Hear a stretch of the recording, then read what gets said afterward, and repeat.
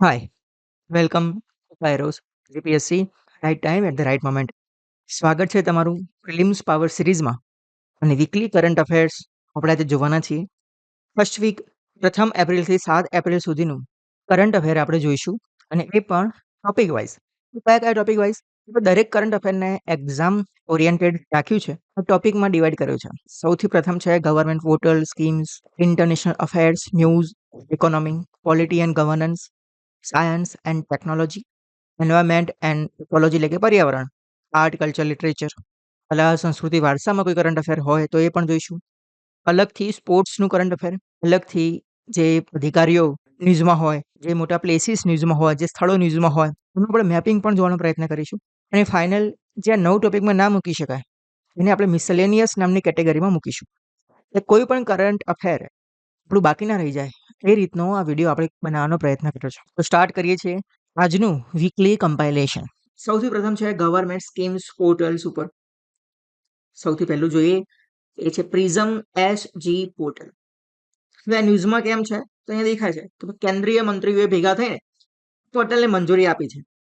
Portal શું છે એ આપણે જાણવાનો પ્રયત્ન કરીએ. એના પહેલા એનું થોડું ફૂલ ફોર્મ જોઈએ કે શું મતલબ થાય છે પ્રિઝમનો. પોર્ટલનો પી, રેલ રોડનો આર, ઇન્સ્પેક્શનનો આઈ, પેજીસનો એસ, મેનેજમેન્ટનો એમ અને પાછળ એસજી હાઈવે એટલે steel ગર્ડર્સ. Prism SG highway portal જાહેર કર. એસજી હાઈવે નહીં હો ભાઈ, એમને એમ બોલું છું પછી પરીક્ષામાં એવું યાદ ના રાખતા કે SG highway. Prism SG portal શેના માટે છે? અહીંયા સ્ટીલ ગર્ડર એટલે શું? આપણે જોતા હોય કે આવી રીતે દેખો આ રોડ જાય છે એના ઉપરથી કંઈક બ્રિજ છે. રોડ ઓવર બ્રિજીસ, ખાસ કરીને રેલવે જે બ્રિજ હોય અને એમાં જે સ્ટીલના બનાવેલા હોય, સ્ટીલ ગર્ડર્સ અહીંયા લખ્યું છે ને, તો સ્ટીલ ગર્ડર્સ એટલે શું અહીંયા દેખાય છે. આવા બ્રિજો તમે પોતાની લાઈફમાં ક્યાંક ને ક્યાંક તો ભાઈ જોયા જ હશે. આ જે સ્ટીલ ગર્ડર્સ છે એ બનાવવા માટેની ઓનલાઈન એપ્લિકેશન ક્યાં કરી? પહેલા કેવું હતું કે ઓફિસોમાં જવું પડતું, ધક્કા ખાવા પડતા, પછી ત્યાંથી મંજૂરી મળે. હવે નાગરિક તરીકે તો આપણને કઈ ખબર ના હોય કે શું થઈ રહ્યું છે, અને જેને એપ્લિકેશન કરી છે એને પણ ખબર ના હોય ઓફિસમાં શું થઈ રહ્યું છે. ઘરે બેઠા આપણે જોવું હોય વેબસાઇટમાં તો આ પોર્ટલ ઉપર જોઈ શકાય ભાઈ આપણે કંઈક એપ્લિકેશન કરી છે અને મંજૂરી મળી છે કે નહીં તો દેખાઈ આવે. એનો મતલબ કે ટ્રાન્સપરન્સી વધી જાય. હવે આવી એપ્લિકેશન બનાવી, પોર્ટલ બનાવ્યું એટલે ઓફિસરોને પણ એમાં અપડેટ રહેવું પડે. એ જેટલા વધારે અપડેટ રહેશે એટલી એમની એફિશિયન્સી પણ વધી જાય. જેટલી એફિશિયન્સી વધે, ટ્રાન્સપરન્સી વધે, એવી જે સ્પીડ છે કામ કરવાની એ પણ વધી જાય. એટલે જે એપ્લિકેશનની મંજૂરી મેળવવામાં, ડોક્યુમેન્ટ કરવામાં પહેલા 12 મહિના લાગતા હતા ભાઈ, 1 વર્ષ, હવે 100 દિવસમાં પૂરું થશે. એટલે કે 3-4 મહિનામાં પતી જાય. એટલે પ્રિઝમ એસજી પોર્ટલનું કામ શું કે જે આ સ્પેશિયલ જે સ્ટીલ ગર્ડર્સ વાળો જે બ્રિજ છે એની એપ્લિકેશન માટેની જે મંજૂરી છે એમાં જેટલો ટાઈમ લાગતો હતો એ ઓછો કરવાનો છે અને લાઈવ ટ્રેકિંગ પણ કરી શકાય. પ્રિઝમ એસજી પોર્ટલ ખ્યાલ આવી ગયો આપણને. એનો હેતુ શું છે? આંતર એજન્સી સંકલન વધારવું અને કાગળ કામમાં થતો વિલંબ દૂર કરો.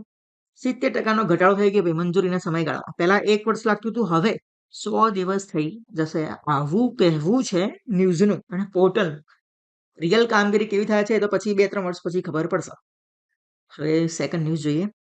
બીજું પોર્ટલ ફરીથી નામ છે ગૃહ સુગમ પોર્ટલ. આ પણ શું છે ભાઈ? પોર્ટલ. નામ જોઈને ખ્યાલ હોય કે શેના માટે હશે તો ગૃહ માટે. મતલબ કે સાહેબ આ આવાસ યોજના છે કે શું? તો ના ભાઈ, બધા માટે નથી. ગૃહ પોર્ટલ એ કોના માટે છે તો જે સરકારી કર્મચારીઓ છે, સરકારી કર્મચારીઓ એમના માટે જ છે. કોના દ્વારા લોન્ચ કરવામાં આવ્યું છે તો સાહેબ નેશનલ હાઉસિંગ બેંક દ્વારા. કઈ મિનિસ્ટ્રીના હેઠળ કામ કરે તો મિનિસ્ટ્રી ઓફ ફાઇનાન્સ. 3 MCQ મળ્યા કે નહીં? કે કઈ મિનિસ્ટ્રી તો મિનિસ્ટ્રી ઓફ ફાઇનાન્સ.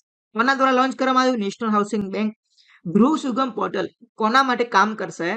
તો જે સંરક્ષણ સરકારી કર્મચારીઓ હોય એમના માટે. પણ સાહેબ આટલી બધી ખબર પડી, પણ આનો હેતુ શું એ તો જણાવો. તો જે ભાઈ સરકારી કર્મચારીઓ હોય એમનું પોસ્ટિંગ પોતાના જિલ્લામાં, તાલુકામાં તો બધા ના થયું હોય, પોતાના ઘેર તો ના થયું હોય, તો એમને જે જગ્યાએ પોસ્ટિંગ થયું હોય એ જગ્યાએ એમને કોઈ મકાન લેવું હોય તો સરળતાથી શું મળે? લોન મળી જાય. એ માટેની આ કઈક યોજના છે. એટલે સારા એવા ઓછા વ્યાજ દરે લોન પણ મળતી હશે. અને પોતાનું પ્લેસમેન્ટ જ્યાં થયું હોય એ જગ્યાથી નજીકના વિસ્તારમાં તમને ઘર બર લેવું હોય તો હોમ લોન સરળતાથી મળી રહે. આ માટેની કોઈ સ્કીમ છે, બધા માટે નથી, ફક્ત ને ફક્ત ગવર્મેન્ટ કર્મચારીઓ માટે જ છે. એકદમ સિમ્પલ, ખબર પડી ગઈ કરંટ અફેર. એકદમ શોર્ટમાં આપણે જોયું. નેક્સ્ટ જોઈએ નશા મુક્ત વિદ્યાલય પહેલ. સાહેબ નશા મુક્ત ભારત અભિયાન તો છે જ ઓલરેડી. શું છે? નશા મુક્ત ભારત અભિયાન. તો ભાઈ અમારે બધાને વ્યસન મુક્ત કરવા છે, દારૂબંધી દૂર કરવા છે, ડ્રગ્સથી દૂર કરવા છે. હવે નશા મુક્ત વિદ્યાલય આ શું છે? વિદ્યાલય સ્કૂલ માટે કઈ કઈ પહેલ થઈ હશે? કોના દ્વારા રજૂ કરવામાં આવી? તો મિનિસ્ટ્રી ઓફ એજ્યુકેશન, શિક્ષણ મંત્રાલય દ્વારા. નશા મુક્ત જે અભિયાન છે, ભારત અભિયાન, એના અંતર્ગત આ પહેલ છે, નશા મુક્ત વિદ્યાલય પહેલ. છોકરાઓ મોટા થાય પછી નશો કરતા થાય ભાઈ. એ કેવી સંગત છે એના ઉપરથી નક્કી થાય કે ભાઈ આપણો નશો થશે કે નહીં, વ્યસન થશે કે નહીં. નશો દૂર ક્યારે થાય? તો શું ગવર્મેન્ટ આવા કેમ્પેન કરશે એનાથી થાય? નહીં. મારા હૃદયની અંદર જે મહાદેવ બેઠા છે ભાઈ, જો હું મહાદેવના મંદિરમાં જઈને શિવલિંગ ઉપર શું ચડાવું છું? દૂધ ચડાવું છું. તો શું મારા શરીરની અંદર અને એ ભગવાનને ધુમાડો ચડાવી શકું? શું મારા હૃદયમાં બેઠેલા જે ભગવાન છે એને શું દારૂનો નશો કરાવી શકું? ખેર અત્યારે તો લોકો ભગવાનને પણ દારૂ પીવડાવે છે ભાઈ, એટલે અલગ જ વાત છે. પણ નશો મુક્તિ અને વ્યસનમાંથી મુક્તિ હંમેશા ભક્તિના માર્ગે આવી શકે. સૌથી પહેલો પ્રશ્ન છે શું સાહેબ? વિદ્યાલય એ આ અભિયાન હેઠળની એક વિશેષ પહેલ છે, પણ શાના માટે એ તો કહો. જે તે સ્કૂલોમાં જે બાળકો ભણે છે એ નશા તરફ વળે નહીં. એનો મતલબ કે સ્કૂલની આજુબાજુ અમુક વિસ્તાર એવો કરવામાં આવશે કે જ્યાં ડ્રગ વેચાતો ના હોય, છોકરાને ઇઝીલી મળી ના રહે, અને જો કયું થતું હોય તો પોલીસને જાણ કરી. આ બધી લાક્ષણિકતાઓ આમાં છે. એનો મતલબ સૌથી પહેલા વિદ્યાલયો છે એમાં વિદ્યાર્થીઓ ભણતા હોય તો એને પહેલા ડ્રગ ફ્રી કરો, મતલબ કે એને પ્રાઇમરી ડિફેન્સ તરીકે યુઝ કરવાનો. હવે એની લાક્ષણિકતા શું? તો અમે કેવા ઝોન બનાવ્યા. પહેલો ઝોન છે ડ્રગ ફ્રી ઝોન. શાળાની 500 મીટરની ત્રિજ્યામાં આવેલો વિસ્તાર જે હોય ત્યાં ડ્રગ વેચાવો જોઈએ નહીં. શું સાહેબ ડ્રગી માફિયા છે ના પાડી દેને ભાઈ સ્કૂલની આજુબાજુ વેચતા ને એવું કહેવાનું? તો નહીં, એ તો વેચવાના છે, તો ડાકુઓ છે બધા. જો વેચતા હોય તો શું કરવાનું? જો આપણે જોઈ જઈએ તો આપણે જાતે કોઈ પગલું લેવાનું નહીં. સ્થાનિક પોલીસ અને સત્તાવાળાનો શું કરવાનું? જાણ કરવાની. ભાઈ અહીંયા આવું કંઈક કાર્ય ચાલી રહ્યું છે, તમે અહીં બધું બંધ કરો. અને સ્ટુડન્ટ હોય કોઈ તો ટીચર્સ હોય એ આવી જાણ કરશે. સ્ટુડન્ટ તો લગભગ નહીં કરે, ટીચર્સ જાણ કરશે, કોઈ તો બીજા લોકો જાણ કરશે તો રિપોર્ટિંગ કરશે. સ્ટુડન્ટને શું કરવાનું? તો સ્ટુડન્ટે આવા કાર્યક્રમોમાં જોડાવાનું, નશા મુક્ત અભિયાનના કાર્યક્રમમાં જોડાવાનું. નશો ના કરવો જોઈએ, નશો નાશનું મૂળ છે, એ રીતે કરીને. હવે જેમ સ્ટુડન્ટ હોય તે જોડાશે એમ એમનામાં પણ પોતાનામાં પણ જાગૃતિ આવે. ભાઈ આપણે નશો કરવો જોઈએ નહીં. કેપેસિટી બિલ્ડિંગ કરો, તો શાળાના વડાઓને તાલીમ આપવી પડશે. ભાઈ તમારે કઈ રીતે અલગ અલગ કાર્યક્રમો ચલાવવા, કઈ રીતે કેમ્પેઇન કરવા, જેથી કરીને જાગૃતિ ફેલાય. પછી દેખરેખ રાખવાની, શાળા સ્તરે, જિલ્લા સ્તરે, રાજ્ય સ્તરે ફર્સ્ટ રિપોર્ટિંગ માળખું તૈયાર કરવાનું. રિપોર્ટિંગ લેવામાં આવશે, કઈ થઈ તો રહ્યું નથી ને. તો આટલી પહેલ એ જાહેર કરવામાં આવી છે. તો 3 પોઈન્ટ્સ આપણે ગવર્મેન્ટ પહેલ, પોર્ટલ્સ, કેમ્પેનની અંદર જોયા છે. સંપન્ન પ્લેટફોર્મ. ઘણી વખતે પરીક્ષામાં ડાયરેક્ટ એવું જ પૂછાય કે સંપન્ન પ્લેટફોર્મ કોના ઉપર છે. આ રીતે જ પૂછાય સંપન્ન પ્લેટફોર્મ કોના ઉપર છે, તો ખાલી જગ્યા આપી હોય, તો એનું પૂરું નામ આપ્યું હોય, તો એનું ફૂલ ફોર્મ શું છે. બાકી તમે ટોપિક જોશો એટલે એટલું બધું કઈ ડિટેલમાં જોવાલાયક પણ નથી અને બહુ મોટો પણ નથી. તો એટલું યાદ રાખવાનું કે આ જે ટોપિક છે સંપન્ન, એ શેના માટે છે? તો એક ડિજિટલ વેબસાઇટ છે, પોર્ટલ હોય તો પ્લેટફોર્મ હોય, તો એ ઇનશોર્ટ હોય શું? તો વેબસાઇટ હોય. તો વેબસાઇટ છે, પણ શેના માટેનું છે? તો પેન્શન માટેનું આ પ્લેટફોર્મ છે. હવે જે કોઈ પેન્શન ધારકો છે તો એમને જ્યારથી શરૂ થાય અને જ્યારથી એમનું આખું ખાતું બંધ થાય ત્યાં સુધીની દરેક માહિતી પ્લેટફોર્મ ઉપર મળી રહેશે. મતલબ કે ઘરે બેઠા પણ આપણે પેન્શન આપણું કેટલું આવે છે, કેટલું નહીં, બધું જોઈ શકાય છે. આવી એક વેબસાઇટ છે. આ ઓલરેડી ભારત સરકારનું પ્લેટફોર્મ છે જ, હતું જ, પણ હમણાં ગોવા સરકાર અને કોચીન પોર્ટ ઓથોરિટીએ પણ એને અપનાવ્યું છે, એટલા માટે ન્યૂઝમાં છે. એટલે કંઈ નવું બન્યું નથી, ઓલરેડી છે જ, પણ ગોવાએ અને કોચીન બંને એને સ્વીકાર્યું છે, એટલે કે પોતાની સિસ્ટમમાં લાગુ પાડ્યું છે, એટલા માટે ન્યૂઝમાં છે. હવે થોડું એના વિશે જાણવાનો પ્રયત્ન કરીએ કે ભાઈ સંપન્ન પ્લેટફોર્મ એટલે શું. સૌથી પહેલા નામ જુઓ. નામ શું છે? System for accounting and management of pension.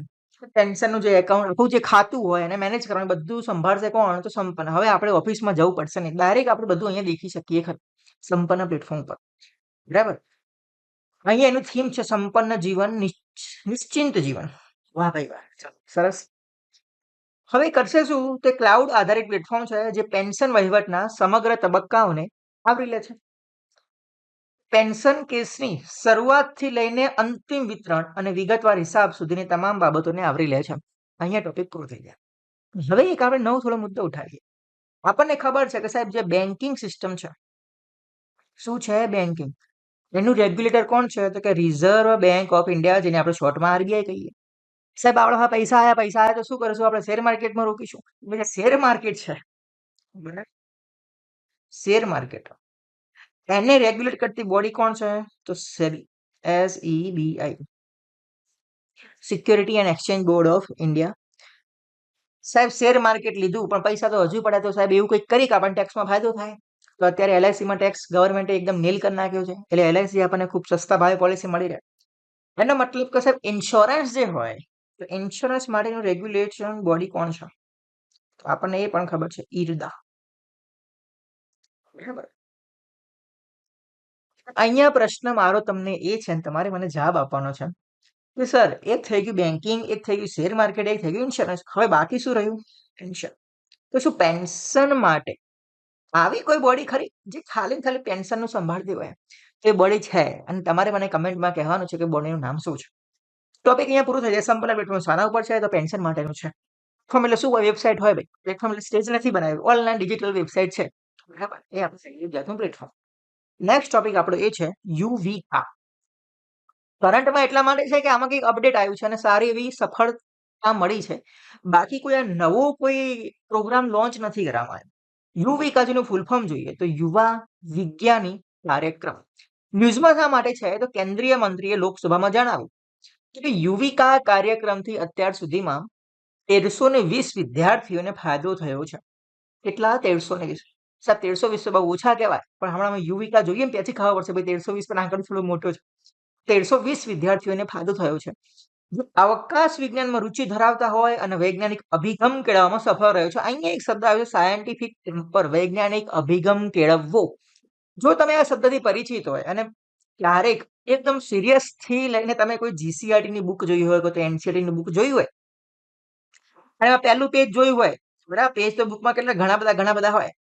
પહેલા પેજ ઉપર પેલા પ્રતિજ્ઞા આવતી કે ભારત મારો દેશ છે, બધા ભારતીય મારા ભાઈ બહેનો છે, પણ હવે પ્રતિજ્ઞા રદ કરવામાં આવી છે, ખબર નહીં કેમ. બીજા પેજમાં જઈએ એટલે આપણને શું દેખવા મળે? ફંડામેન્ટલ ડ્યુટીઝ જોવા મળે. શું જોવા મળે ભાઈ? ફંડામેન્ટલ ડ્યુટીઝ, કે આપણી ભારતીય તરીકેની ફરજો કઈ કઈ છે. અને ફરજોમાં એક શબ્દ આવે છે સાયન્ટિફિક ટેમ્પર, એટલા માટે મેં એડ કર્યું છે કે ફંડામેન્ટલ ડ્યુટીઝ કે કરંટ ટોપિક નથી, પણ અહીંયા એવું કીધું કે ભાઈ વૈજ્ઞાનિક અભિગમ કેળવવામાં સફળતા મળી છે. એટલે એઝ એન નાગરિક તરીકે પણ આપણી એક ડ્યુટી છે કે ભાઈ આપણો દેશની અંદર આપણા નાગરિકોમાં પણ વૈજ્ઞાનિક અભિગમ કેળવાવો જોઈએ. ડ્યુટીની વાત થાય છે તો થોડી જોઈ લઈએ. તો આર્ટિકલ 51 ભારતની મૂળભૂત ફરજો વિશે કહે છે ને આમાં તમે અહીંયા દેખો કેટલી ડ્યુટીઓ છે ટોટલ 11. આમાં 9મા નંબરની તમે ડ્યુટી જુઓ તો અહીંયા લખ્યું છે to develop the scientific temper, humanism and the spirit of inquiry and reform.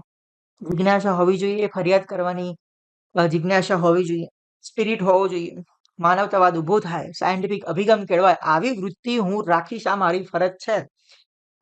આ ફરજ ઓલરેડી યુવિકાએ પૂરી કરી એવું આપણે કહી શકીએ કે ના કહી શકીએ? તો કહી શકીએ. હવે યુવિકા શું છે એના પર થોડું પ્રકાશ પાડીએ. તો આવો ભાઈ ચાલો. યુવિકા જેનું નામ છે યુવા વિજ્ઞાની કાર્યક્રમ. અહીંયા શબ્દ છે યુવા, એનો મતલબ કે અમુક એજના અને અમુક ક્લાસમાં ભણતા જ વિદ્યાર્થીઓ માટે આ કાર્યક્રમ હશે. એટલે તો ખબર ખાલી નામ સાંભળીને પડી જાય. અહીંયા બાલ મંદિર નહીં હોય, 5મા ભણતા નહીં હોય, 6મા ભણતા નહીં હોય, તો કોલેજ કરતા પણ નહીં. એવા કહેવાય યુવાનો જે ધોરણ 9માં ભણતા હોય. બરાબર. અને આ લોન્ચ કોના દ્વારા કરવામાં આવ્યો હતો? એ છે ઈસરો દ્વારા. આ ખાસ ધ્યાન રાખવાનું. આપણને શું લાગે કોઈ આવી યોજના આવી તો ભાઈ મિનિસ્ટ્રી ઓફ એજ્યુકેશન હશે, બરાબર, કે ભાઈ શિક્ષા મંત્રાલય હશે, તો એ નથી. ઈસરો દ્વારા લોન્ચ કરવામાં આવ્યું છે. કયા વિદ્યાર્થીઓ માટે? તો ક્લાસ 9. તો ખાલી આખા ભારતમાં 9મા ધોરણમાં જે ભણતા હોય એમના માટેનો જ અભ્યાસક્રમ છે. એટલે 1320 એ સફળતા છે. જો બધા જ હોય તો ભાઈ 13,000 કોઈક 20 હોત, બરાબર. ક્લાસ 9 માટે છે એટલે 1320 સંખ્યા છે, અને એટલા માટે સફળતા મેળવી છે.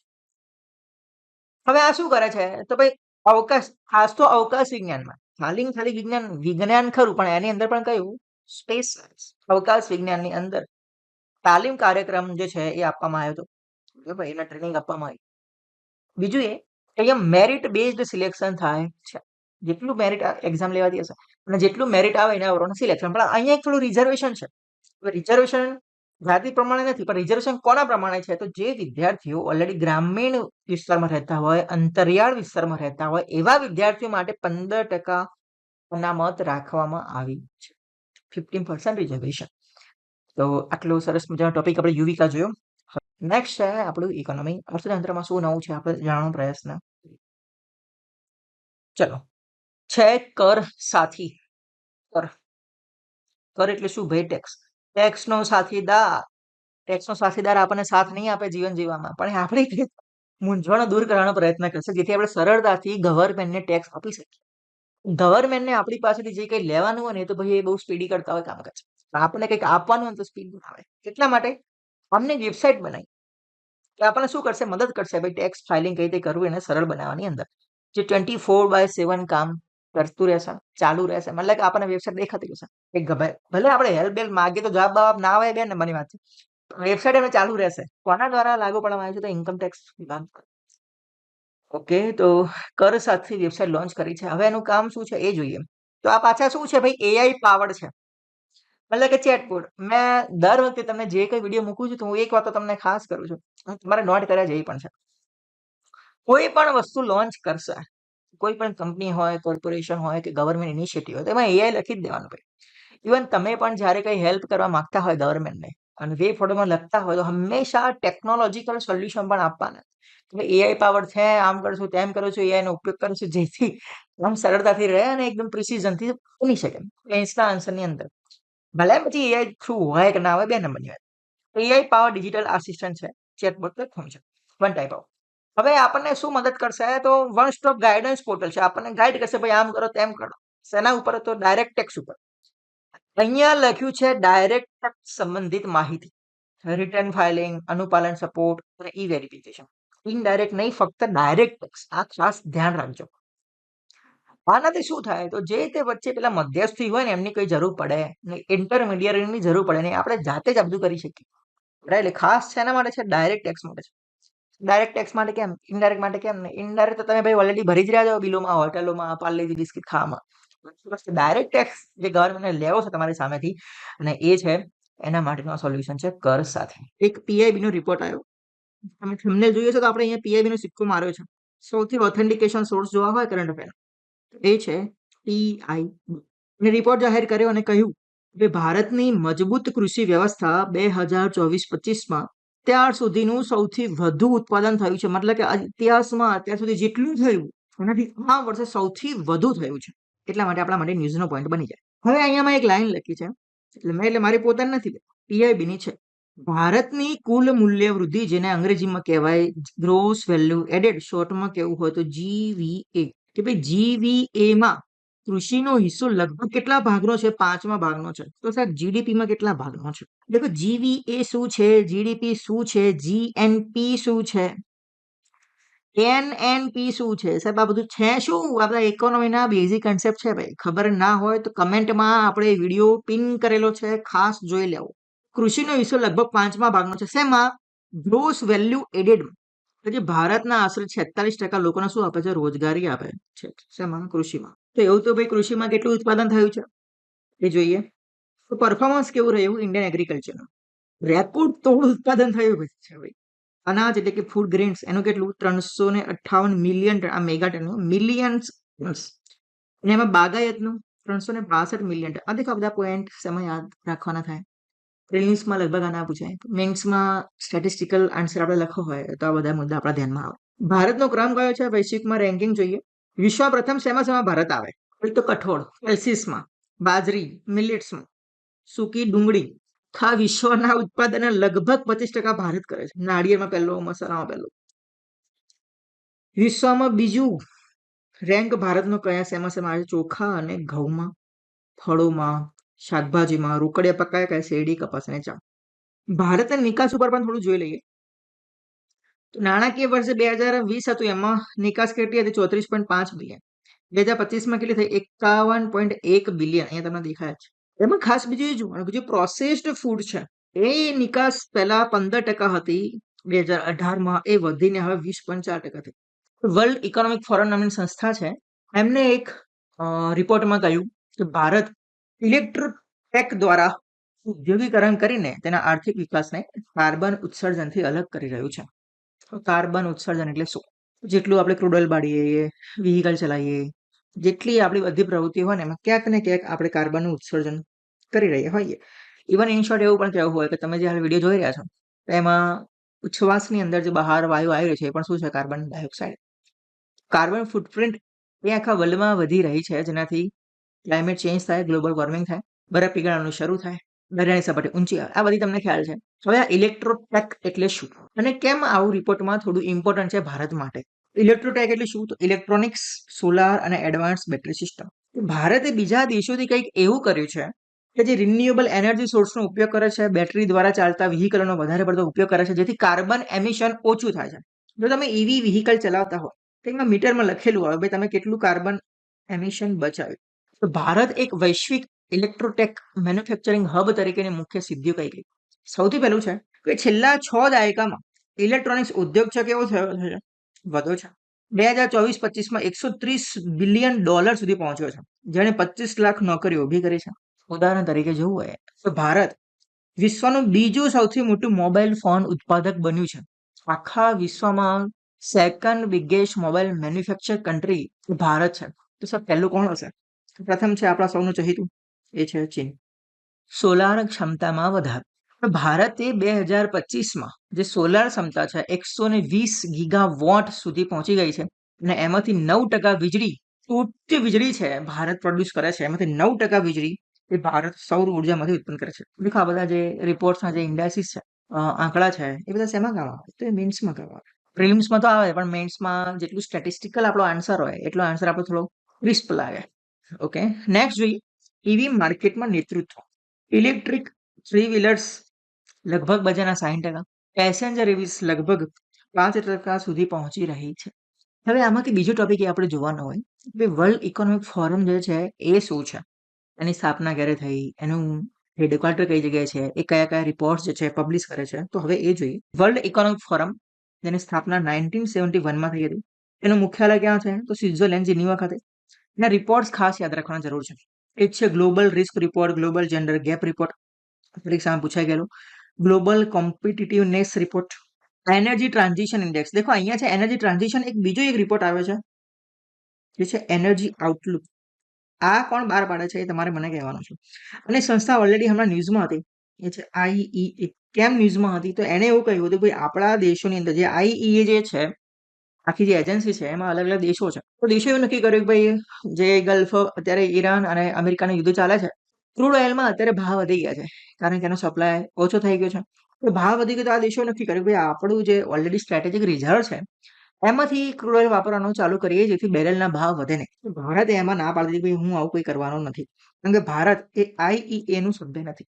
તો આવા રિપોર્ટ યાદ રાખવાના. ખાસ કરીને એક તમને શોર્ટકટ કહું કે કયા રિપોર્ટો ખાસ WEF તુક્કો મારી શકાય. જે જગ્યાએ આગળ ગ્લોબલ આવતું હોય ને, ગ્લોબલ મોટા ભાગે રિપોર્ટ એ WEF પબ્લિશ કરે છે. બધા નહીં, મોટા ભાગે ગ્લોબલ કહું છું. દેખો ગ્લોબલ ગ્લોબલ ગ્લોબલ ગ્લોબલ બધી જગ્યાએ તમને આ દેખાશે. નેક્સ્ટ હવે ટોપિક જોઈએ સાયન્સ એન્ડ ટેકનો. ટોપિક શું છે જોઈએ? પોલિટી એન્ડ ગવર્નન્સનો. અને આમાં એક ખરડો પસાર થયો છે અને બહુ સરસ છે. ઘણા વર્ષો પછી બધા રાહ તો જોઈ જ રહ્યા હતા કે ભાઈ અંગ્રેજો ભારતમાંથી ગયા પણ અંગ્રેજોના કાયદા હજુ ગયા નથી. તો એવા કાયદાઓના સુધારા માટે થઈને એક આ સરસ મજાનો સુધારો એ કરવામાં આવ્યો છે.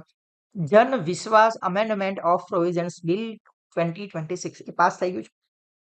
જન વિશ્વાસ કે ભાઈ લોકોનો સરકાર ઉપરનો થોડો વિશ્વાસ વધે, એમને ડર ના લાગે સરકારથી, સરકાર ખરેખર સારું કાર્ય કરી રહી છે એવું એમને દેખાય, એના માટે થઈને આવું કંઈક બિલ લાવવામાં આવ્યું છે ભાઈ લોકોને ડર ના લાગે. નહીં તો આ જે કાયદો છે એમાં પહેલા એવું થતું કે ભાઈ નાના નાના કાયદામાં લોકો ભૂલ કરે તો એમને શું થઈ જાય ભાઈ ફટ દઈને છે એ પોલીસ સામે બોલે લો તમને આટલી 4 કલમો લગાવી દઈએ.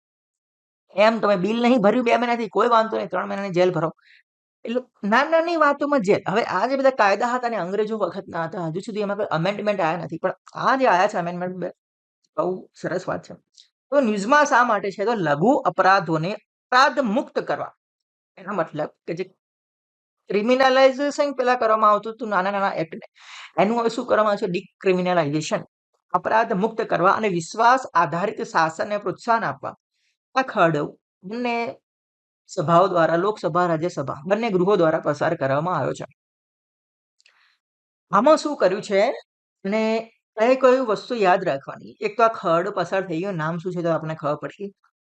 બીજું એ આનો હેતુ શું છે? તો નાના નાના જે ગુના હોય ને એમના માટે અપરાધ મુક્ત. તમે કોઈનું મર્ડર કરીને આવ્યો તો પછી તમને ફાઇન ના લાગે. તો સાહેબ ગુના થયા તો એનો કંઈક સજા તો આપવી જ પણ. હા, તો જે ગુનો થઈને સજા શેના રૂપિયા આપવાની? તો કંઈક દંડ આપવાનો. દંડ એટલે તો ભાઈ ધોકા નહીં માર, કંઈક આપણને ફાઇન ભરવો પડશે. ભાઈ ચલો ભર દો 1 લાખ રૂપિયા, 2 લાખ રૂપિયા ભર દો. એમને મને લાગે ગવર્મેન્ટ શું લેશે? આપણા પાસે પૈસા લેશે, ફાઇન દંડ 100 રૂપિયા. આપણને જેલમાં જવાની જરૂર પડશે નહીં. એટલા માટે કહું છું કે દરેક ગુનામાં દંડ ભરવો નથી, જેલમાં જવું પડશે, પણ જે સિરિયસ કેસ હશે, જે ક્રિમિનલ કેસ હશે એ પણ નાના નાના કિસ્સામાં પણ જેલમાં પહેલા જવામાં આવતા હતા, એ હવે બંધ કર્યું છે. 1000 થી વધુ નાના કાનૂની ગુનાઓને અપરાધમાં, મતલબ કે એવા 1000 થી પણ વધુ એવા કિસ્સાઓ હતા કે જેમાં ક્રિમિનલાઇઝેશન કરવામાં આવતું હતું, એને રદ કર્યું છે. બીજું એક ખાસ ધ્યાન રાખજો, આ સમિતિ, આ ભલામણ કોની છે? તેજસ્વી સૂર્યા, બરાબર. આ કરંટમાં જે સમિતિઓ હોય ને ભાઈ, એ ખાસ યાદ રાખવાની. તેજસ્વી સૂર્યાની ભલામણથી શક્ય બન્યું છે અને એમાં 80 કેન્દ્રીય કાયદાઓનો સમાવેશ કરવામાં આવ્યો છે. બધા આંકડા યાદ રાખવાની જરૂર નહીં ભાઈ, 1000 થી વધુ 80 ને 82. યાદ રાખો બે જ વસ્તુ. એક તો શેના માટે છે? અપરાધ મુક્ત કરવા. બીજું કોની સમિતિથી? તો તેજસ્વી સૂર્યાની સમિતિથી. ઉદાહરણ તરીકે જોઈએ કઈ રીતે અપરાધ દૂર થાય. સમજી લો કે આ ડ્રગ્સ એન્ડ કોસ્મેટિક એક્ટ છે 1940, બરાબર. અહીંયા તમને ઇમેજમાં પણ દેખાશે. જેમાં પહેલા એનું જો ઉલ્લંઘન કરીએ તો પહેલા જેલની સજા થતી હતી. હવે તેમાં 1 લાખ અથવા 1 લાખની રકમથી તમારે દંડ ભરવાનો. જપ્ત કરેલો માલ હોય એની કિંમત કરતા 3 ગણો સિવિલ દંડ ભરવામાં આવશે. મતલબ કે પહેલા 1 લાખ રૂપિયા તો મૂકી જ દેવાના, એ તમારી ફી થઈ ગઈ. એના સિવાય જે માલની કિંમત કરતા 3 ગણો દંડ તમારે ભરવો પડશે. એનો મતલબ કે હવે જેલમાં નહીં લઈ જાય, પણ તમારું મોનેટરી દંડ એ હવે વસૂલવાનો ચાલુ થઈ જશે.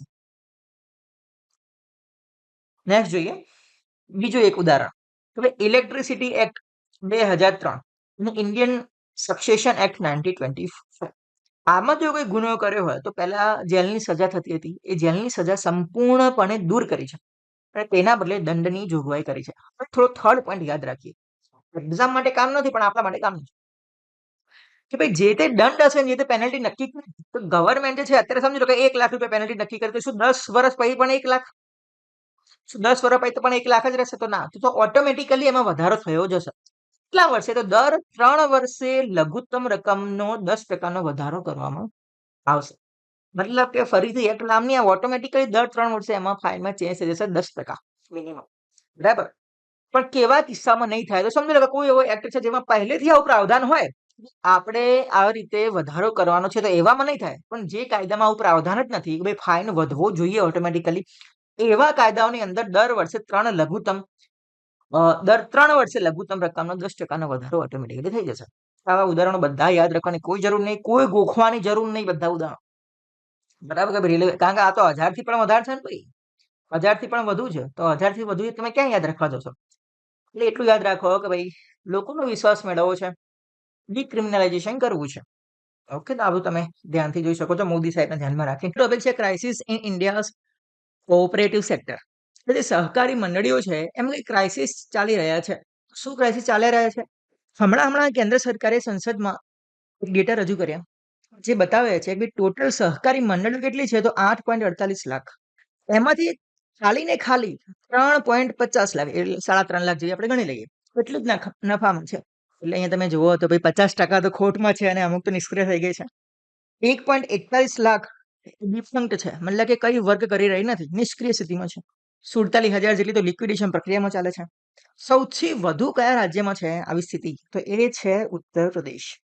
ઉત્તર પ્રદેશમાં સૌથી વધુ 40.8% નિષ્ક્રિય મંડળીઓ છે. આપણા માટે પ્રિલિમ્સમાં ઉપયોગી શું છે? એક આ પોઈન્ટ કે 50% ઉપર તો બધી કેવી છે? ડિફંક્ટ છે.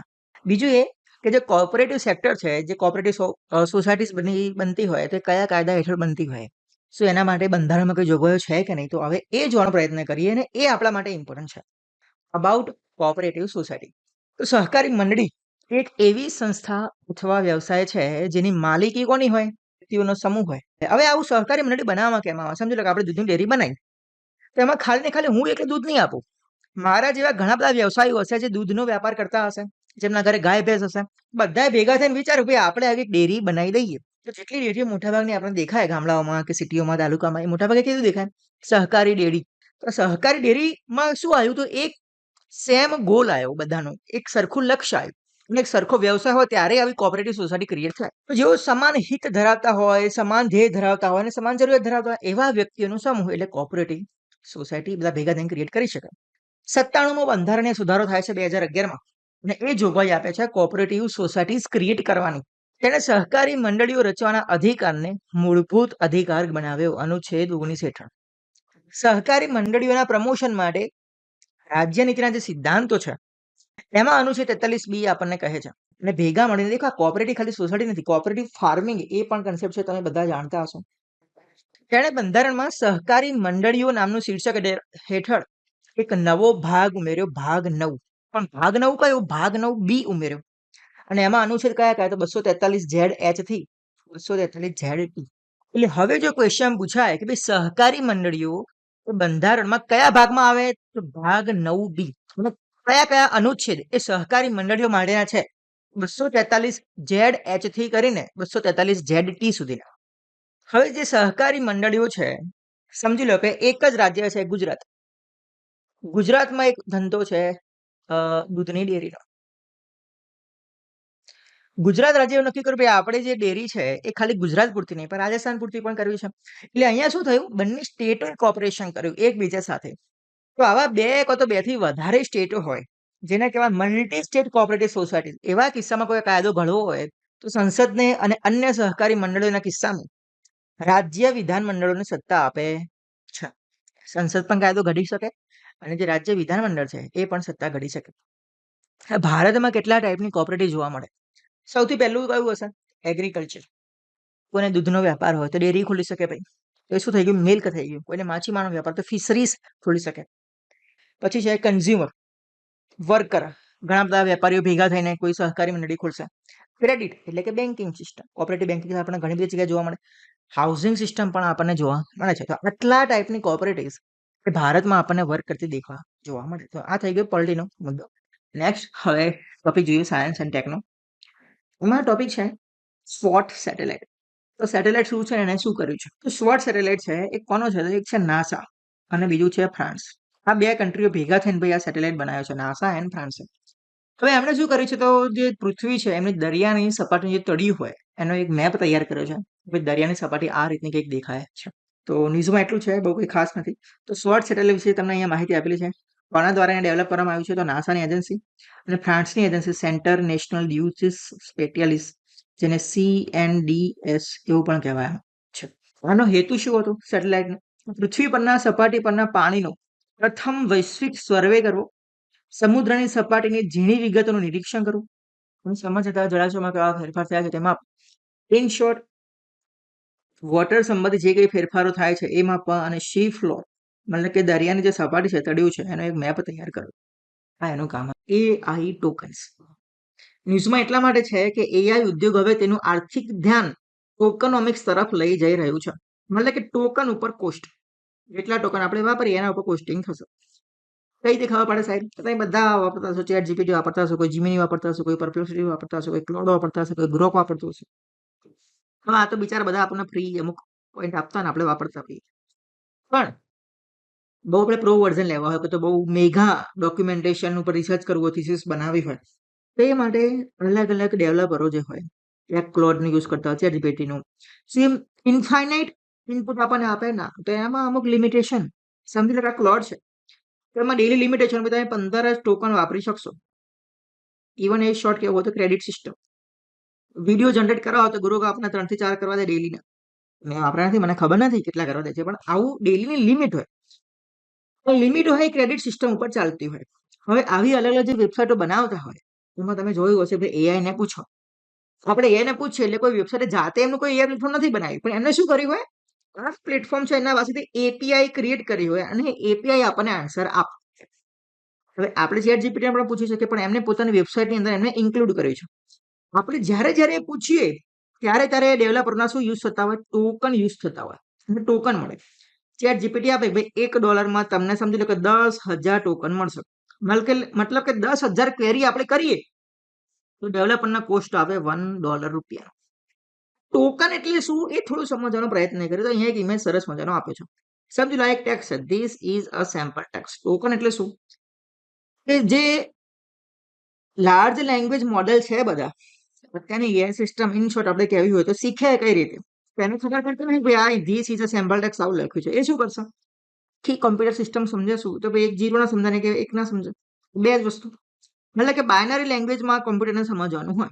કોમ્પ્યુટર શું કરશે? આના કટકા કરે, ધીસના કટકા કર્યા, ઇઝ કર્યા, એ કર્યા, સેમ્પલ કર્યા, હવે આના કટકા કરી શકે, એના મન ભાવ કટકા કરે, એ જે રીતની સિસ્ટમ બનાવી હોય એને ટોકનમાં રૂપાંતર કર્યું. આને કહેવાય token. This is A sample text. આખું વાક્ય છે એને ટોકનમાં રૂપાંતર કર્યું. સૌથી પહેલા આખું વાક્ય હોય ને ટોકનમાં રૂપાંતર કર્યું. હવે કોમ્પ્યુટરને ખબર નથી ધીસ એટલે આના ગુજરાતીમાં કહેવાય આ. આને તો કંઈક બાયનરીમાં કંઈક લખ્યું છે 0 0 0 1 1 0 0 0 0 આવી એને કંઈક ખબર પડી. એટલે આવા ન્યુમરાઇઝેશન કર્યું એને કહેવાય વેક્ટર્સ. આ તો પછી આવ્યું વેક્ટર્સ ક્રિએટ થાય, મતલબ કે બાયનરી આવા ન્યુમેરિકલ ક્રિએટ થાય. કોમ્પ્યુટરને એવી ખબર પડી જેમ જેમ અલગ અલગ દુનિયા ડેટા ભેગા થયા એમ એને ખબર પડી ભાઈ આના પછી કંઈક નવી બાયનરી સિસ્ટમ આવશે, નવી બાયનરી સિસ્ટમ આવશે, મતલબ કે આના પછી 0 0 0 0 1 1 0 0 હોય તો પાછળ હવે 1 1 આવશે જેને આપણે ઇઝ કહીશું. કોમ્પ્યુટરે આ પદ્ધતિથી શીખ્યું, પેટર્ન સમજી અને પેટર્ન પછી કઈ નવી પેટર્ન આવશે એની એને ખબર પડી. હવે જ્યારે એને ખબર પડી ગઈ તો એ આપણને આન્સર આવી રીતે બાયનરીમાં નથી આપે, એ આપણને આન્સર શેમાં આપશે? એમાં આપશે. મતલબ કે એને પેલા ટોકનાઇઝેશન કર્યું, એના પછી એને શું કર્યું? ડી ટોકનાઇઝેશન કર્યું. શું કર્યું? ડી ટોકનાઇઝેશન. પછી આપણને આવો સિમ્પલ વર્ડ. એટલે આના આવા સ્ટેપ છે. કઈ રીતે વર્ક કરે? સૌથી પહેલા ટોકનાઇઝેશન કરે, નાના ટુકડામાં એના વિભાજન કરે, ન્યુમેરિકલ કન્વર્ઝન કરે, એક વેક્ટર ક્રિએટ કરે. કારણ કે એ સમજી શકતો નથી ભાઈ આ ધીસ છે, ઈસ છે, એ કે સેમ્પલ ટેક્સ્ટ, બધું મેથેમેટિકલ કન્વર્ઝન કરતું હોય. પછી શું કરે? પ્રોસેસિંગ કરે. પ્રોસેસિંગમાં શું હોય? અલગ અલગ પેટર્નો સમજીને આઈડિયા લગાવે ભાઈ આના પછી કઈ પેટર્ન આવશે અને એ પેટર્ન પછી આપણને છેલ્લે શું કરીને આપે? ડી ટોકનાઇઝેશન કરીને આપે.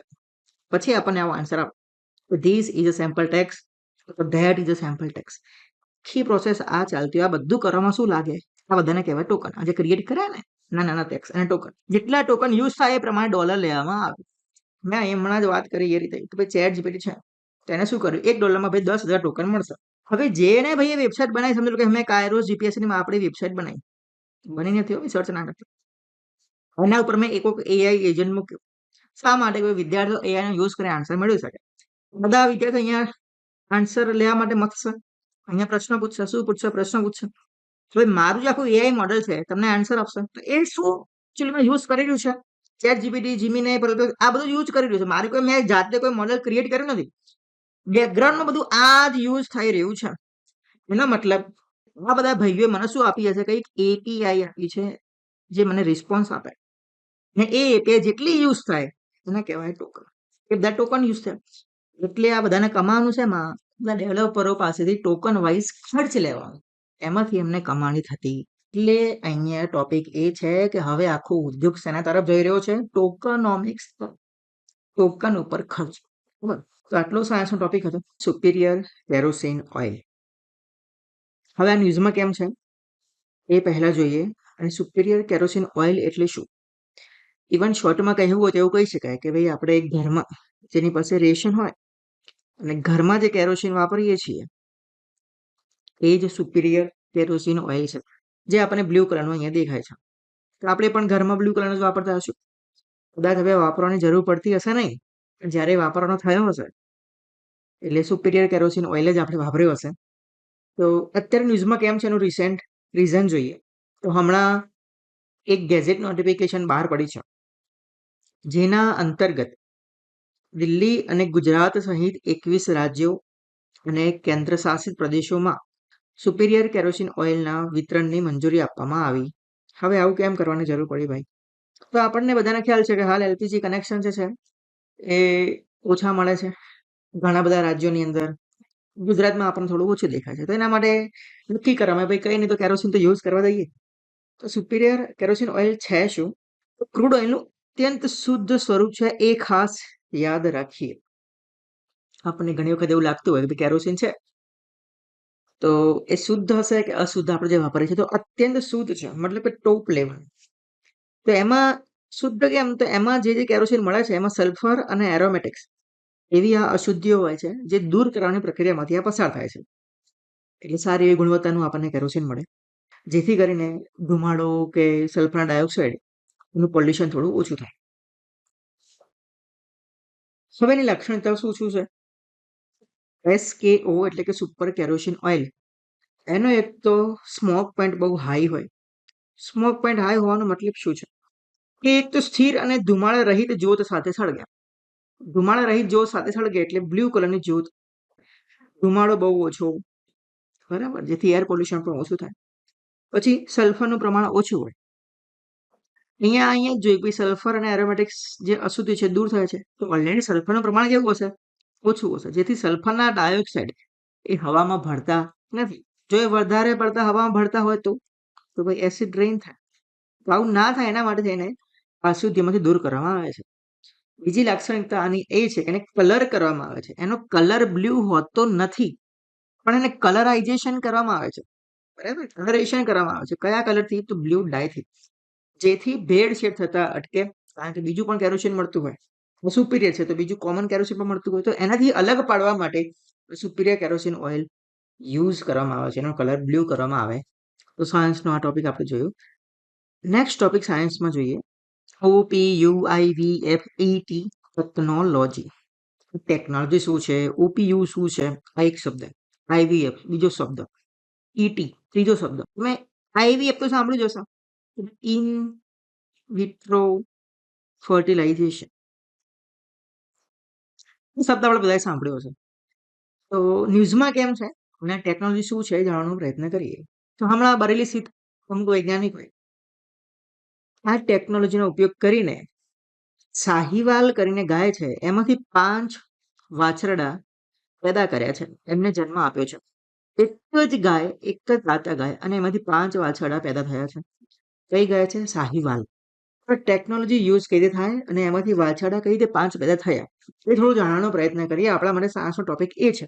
અને પછી એ જાણે કે સાહીવાલ કાઉ નું હેબિટેટ કઈ કઈ જગ્યાએ છે, સ્વદેશી છે તો સ્વદેશી ગાયોની લાક્ષણિકતા શું શું હોય એ આપણે જાણવાનો પ્રયત્ન કરીએ. એટલે આપણા પાસે 2 ટોપિક, એટલે આપણા પાસે ટોટલ 2 ટોપિક થયા. એક છે સાહીવાલ ગાય અને બીજું છે ટેકનોલોજી. ટેકનોલોજી છે એનું ફૂલ ફોર્મ તો પહેલા જોઈએ શું થાય. સૌથી પહેલું ફૂલ ફોર્મ OPUIVFET એટલે શું? OPU એટલે ઓવમ પિકઅપ. ઓવમ એટલે શું થાય? અંડકોષો. જે માદા ગાય હોય એમાં શું હશે? અંડકોષો હશે. જે નર ગાય હશે, જેને આપણે બળદ કહીએ, બળદમાં શું હશે? શુક્રાણુ હશે. પહેલું છે ઓવમ પિકઅપ. જે ગાય હેલ્ધી હશે એમાંથી શું લેવામાં આવશે? ઓવમ લેવામાં આવશે, અંડકોષ લેવામાં આવશે.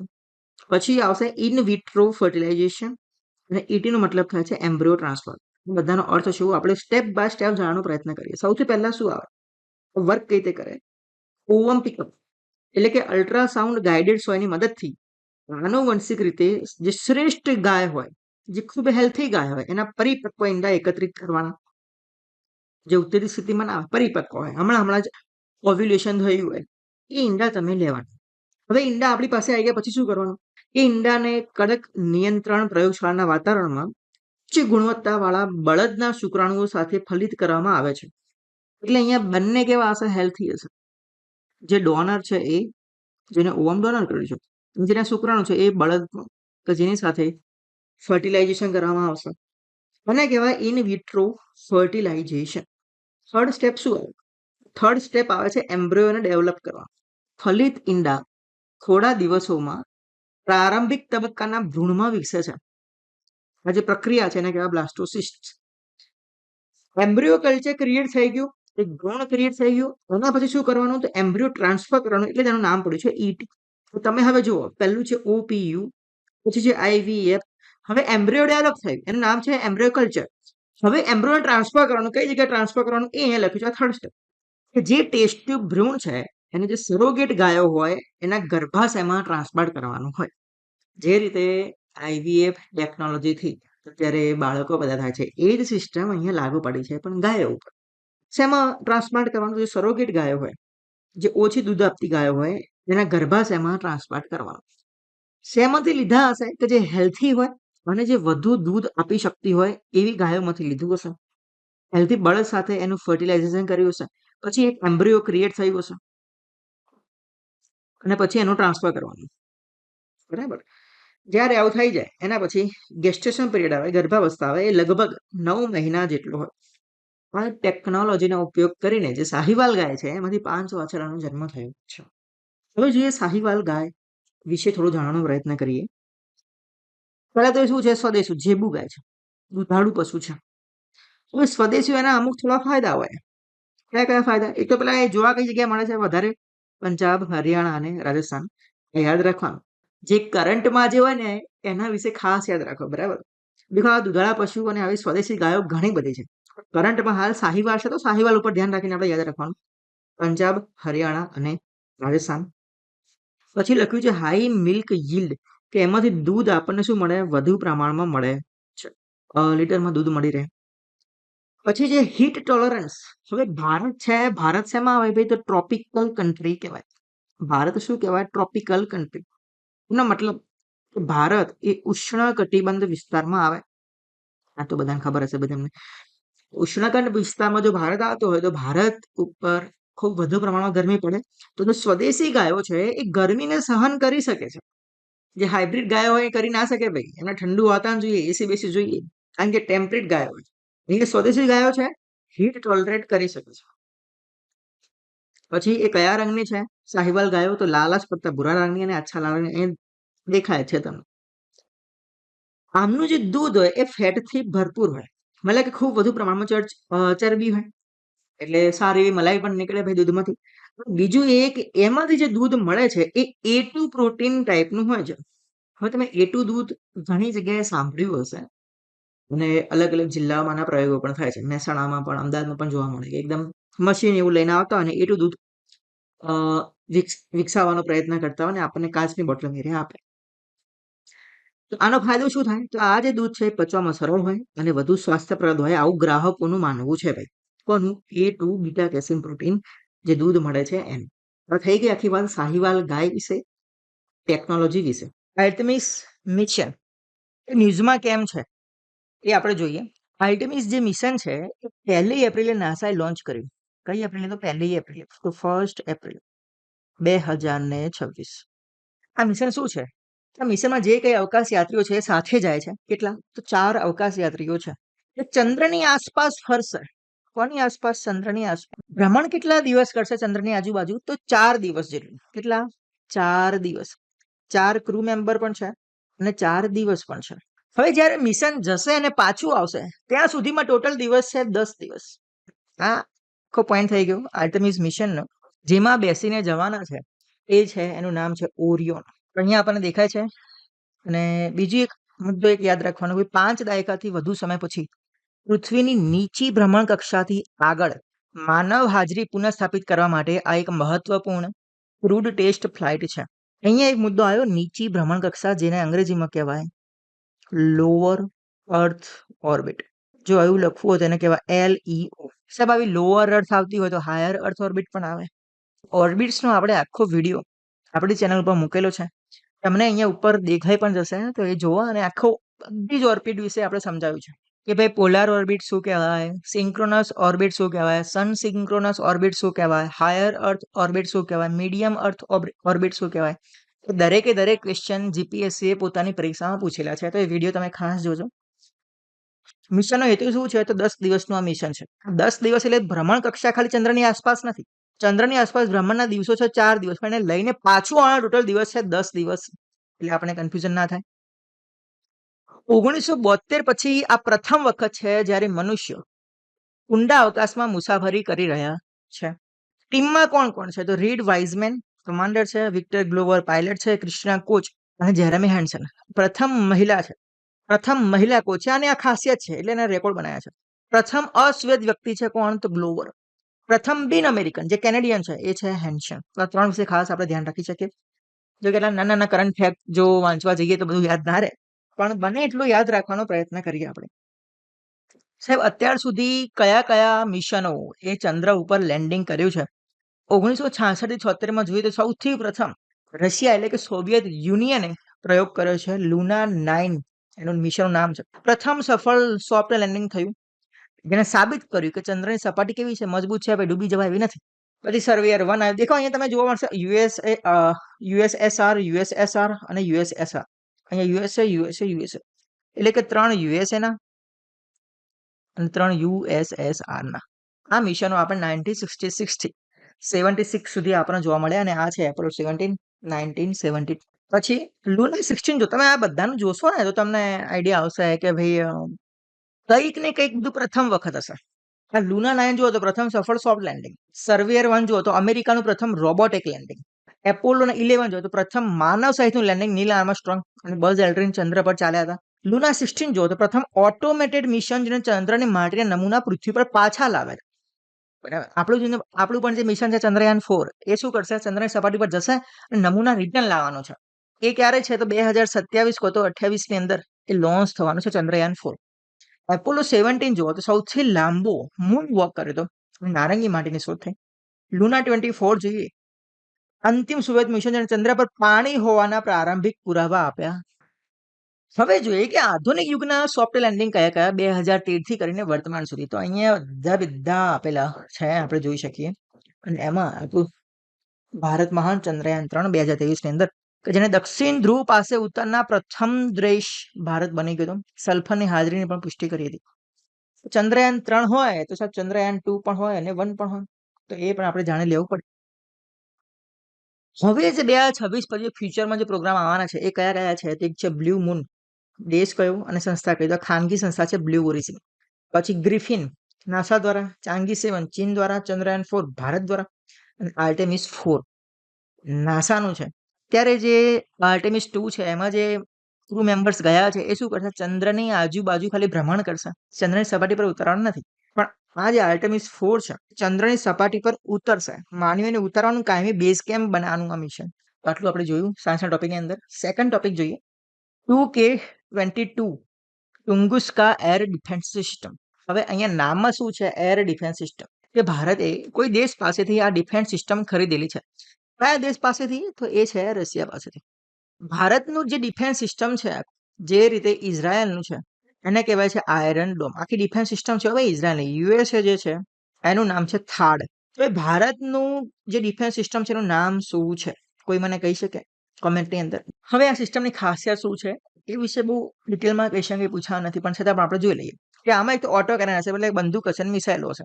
હવે કેટલા અંતર સુધી ડિફેન્સ કરી શકે? તો 8 થી 10 કિલોમીટર સુધી જે મિસાઇલો આવતી હોય એ ભારતના સ્પેસની અંદર, તો 8 થી 10 કિલોમીટર સુધીના અંતરે અને 3500 મીટરની ઊંચાઈ સુધી ના લક્ષ્યને તોડી પાડવા સક્ષમ છે. એટલે કે ભારતની બોર્ડરથી 8 થી 10 કિલોમીટર અને ઊંચાઈ કેટલી? 3500 મીટર, 3.5 કિલોમીટર. નેક્સ્ટ જોઈએ દુનાગીરી યાર્ડ 3023. હવે અહીંયા જુઓ કે ભારતીય નૌકાદળને દુનાગીરી પ્રાપ્ત થયું છે.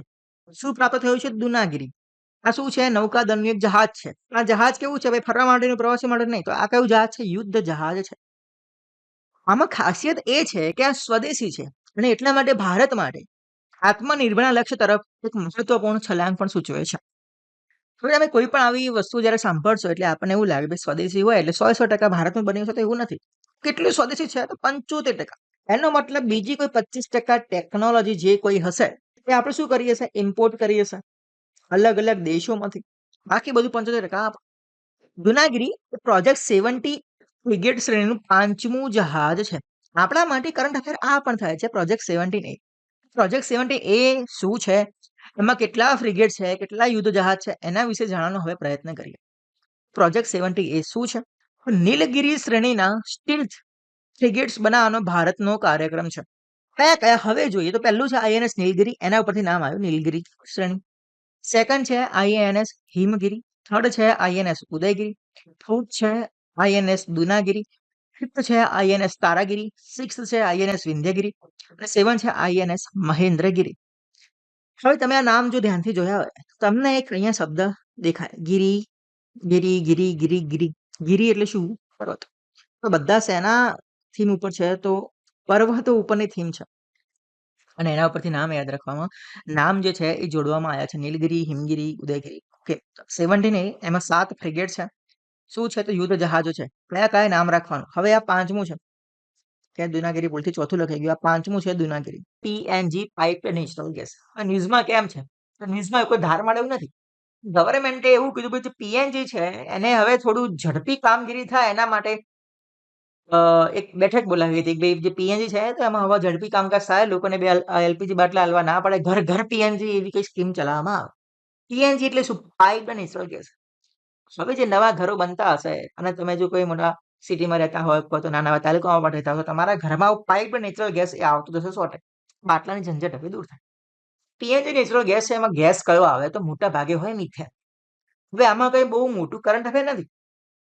આપણા માટે સારો એવો ટોપિક છે. તમે સીએનજી સાંભળ્યું હશે, પીએનજી તો હાલ સાંભળ્યું છે, અને એલપીજી પણ સાંભળ્યું છે. ત્રણ વચ્ચે તફાવત શું છે? તો તફાવત હવે જોવાનો થોડો પ્રયત્ન આપણે કરીએ. પેલું છે એલપીજી, સીએનજી, પીએનજી. સીએનજી માં શું હોય? મિથેન. પીએનજી માં હોય મિથેન. એલપીજી માં શું હોય? તો પ્રોપેન અને બ્યુટેન. સીએનજી કયો હોય? ગેસ. પીએનજી કયો હોય? ગેસ. એલપીજી શું હોય? તો પ્રવાહી, લિક્વિફાઈડ પેટ્રોલિયમ ગેસ. આનું નામ જ છે લિક્વિફાઈડ, એટલે શું ભાઈ આવ્યું? પ્રવાહી.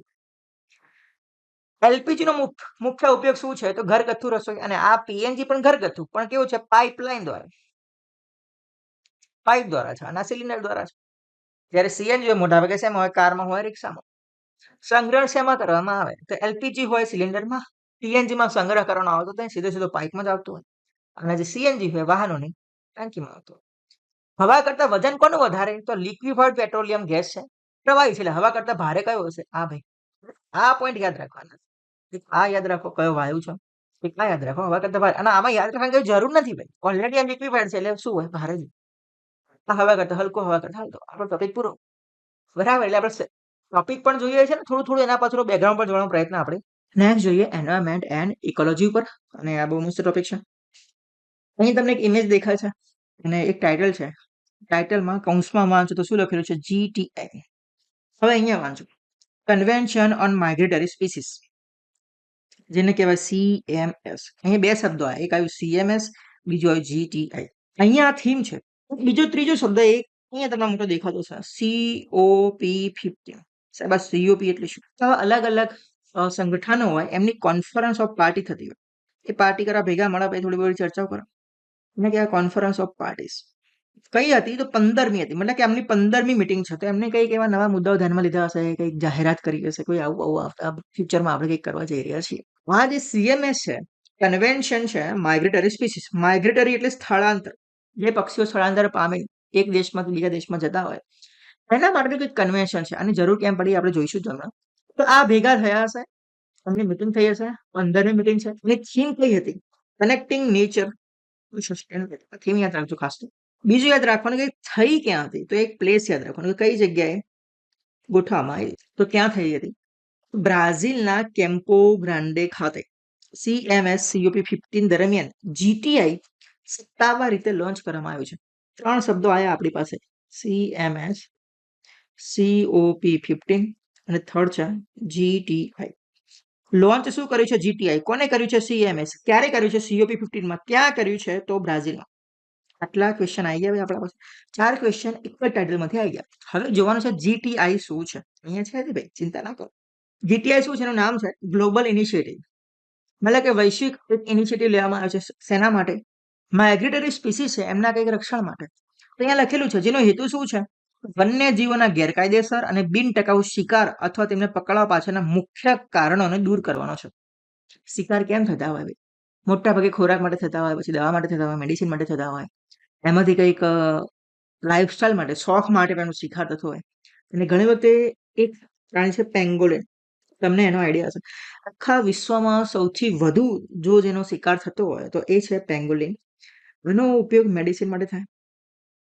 ખાસ કરીને આની પાસે અમુક ધાર્મિક એવી આસ્થાઓ જોડાયેલી છે કે આની મેડિસિન એ સેક્સ્યુઅલ પાવર માટે પણ યુઝ થતી હોય છે, આમાંથી જો બનાવવામાં આવે તો. એટલે આવી માન્યતાના કારણે પણ ઘણા બધા પશુઓનો શિકાર આ રીતે થતો હોય છે. તો આ જે કારણ છે એને રોકવું છે, આને દૂર કરવું છે. હવે દૂર કરો તો કઈ રીતે કરશો? શું ન્યૂઝમાંથી કાઢી નાખશો? નહીં. તમે શું કરશો ભાઈ? જાગૃતિ ફેલાવશો, એવા કેમ્પેન બનાવશો જે લોકોમાં જાગૃતિ આપે, ભાઈ આવું નથી હોતું રિયાલિટીમાં, બરાબર? તો આવું કરશો, સોશિયલ અભિયાન ચલાવશો, સોશિયલ મીડિયામાં એવા કેમ્પેન ચલાવશો જેનાથી થોડી જાગૃતિ ફેલાય અને આ પેંગોલિન જે છે એનો શિકાર થોડો અટકે. આવા લક્ષ્યોને ધ્યાનમાં લઈને એક રીઝન આ છે કે જે પશુઓનો શિકાર થતો હોય છે, શા માટે થતો હોય? તો એ કારણોને જો તમે દૂર કરી દો તો પશુનો શિકાર તો શું થઈ જાય? અટકી જાય. એટલે જીટીઆઈ નો હેતુ શું છે? જે શિકાર થતા કારણો છે એમને દૂર કરવાનો છે. કઈ રીતે કરશે એ મુખ્ય મુદ્દો હવે આપણે જોઈએ. તમને એક મુખ્ય મુદ્દો એ આપે કે ભાઈ આનો વ્યાપ વધી ગયો છે, શિકાર કરવાનો વ્યાપ વધી ગયો છે. એનો મતલબ આ જે કન્વેન્શન છે ને CMS, એમાં આવા પશુઓ પ્રાણીઓની એક યાદી હોય. શું હોય? એક યાદી હોય જે લુપ્ત થવાના આરે હોય. તો યાદીમાંથી 70% પ્રજાતિઓ તો એવી છે જે શિકારના જોખમનો સામનો કરી રહી છે.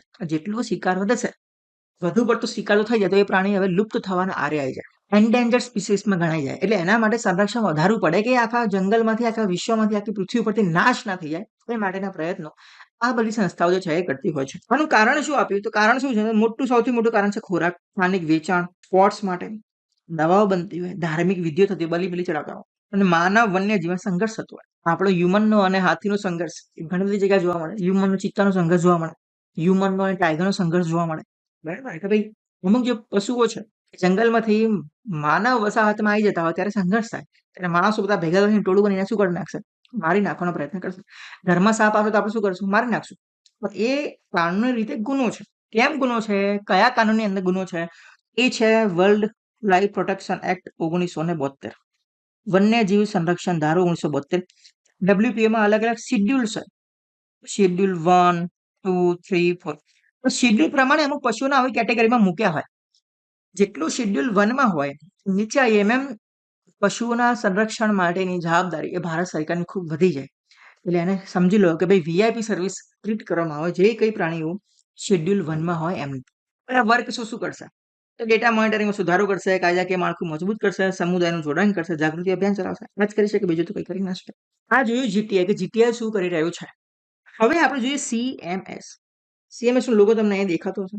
Convention on the conservation of migratory species, CMS. સંરક્ષણ કરવું છે. કોનું કરવું છે? જે સ્થળાંતર પામતા જંગલી પ્રાણીઓ છે એમનું. આ જે સંધિ છે એને બોર્ન કન્વેન્શન નામે પણ ઓળખવામાં આવે છે. ત્યારે આના પર સહી કરવામાં આવી તો 1979 ની અંદર. અમલમાં ક્યારે આવી? 1983 થી એ અમલમાં આવી છે. એનો ઉદ્દેશ્ય શું છે?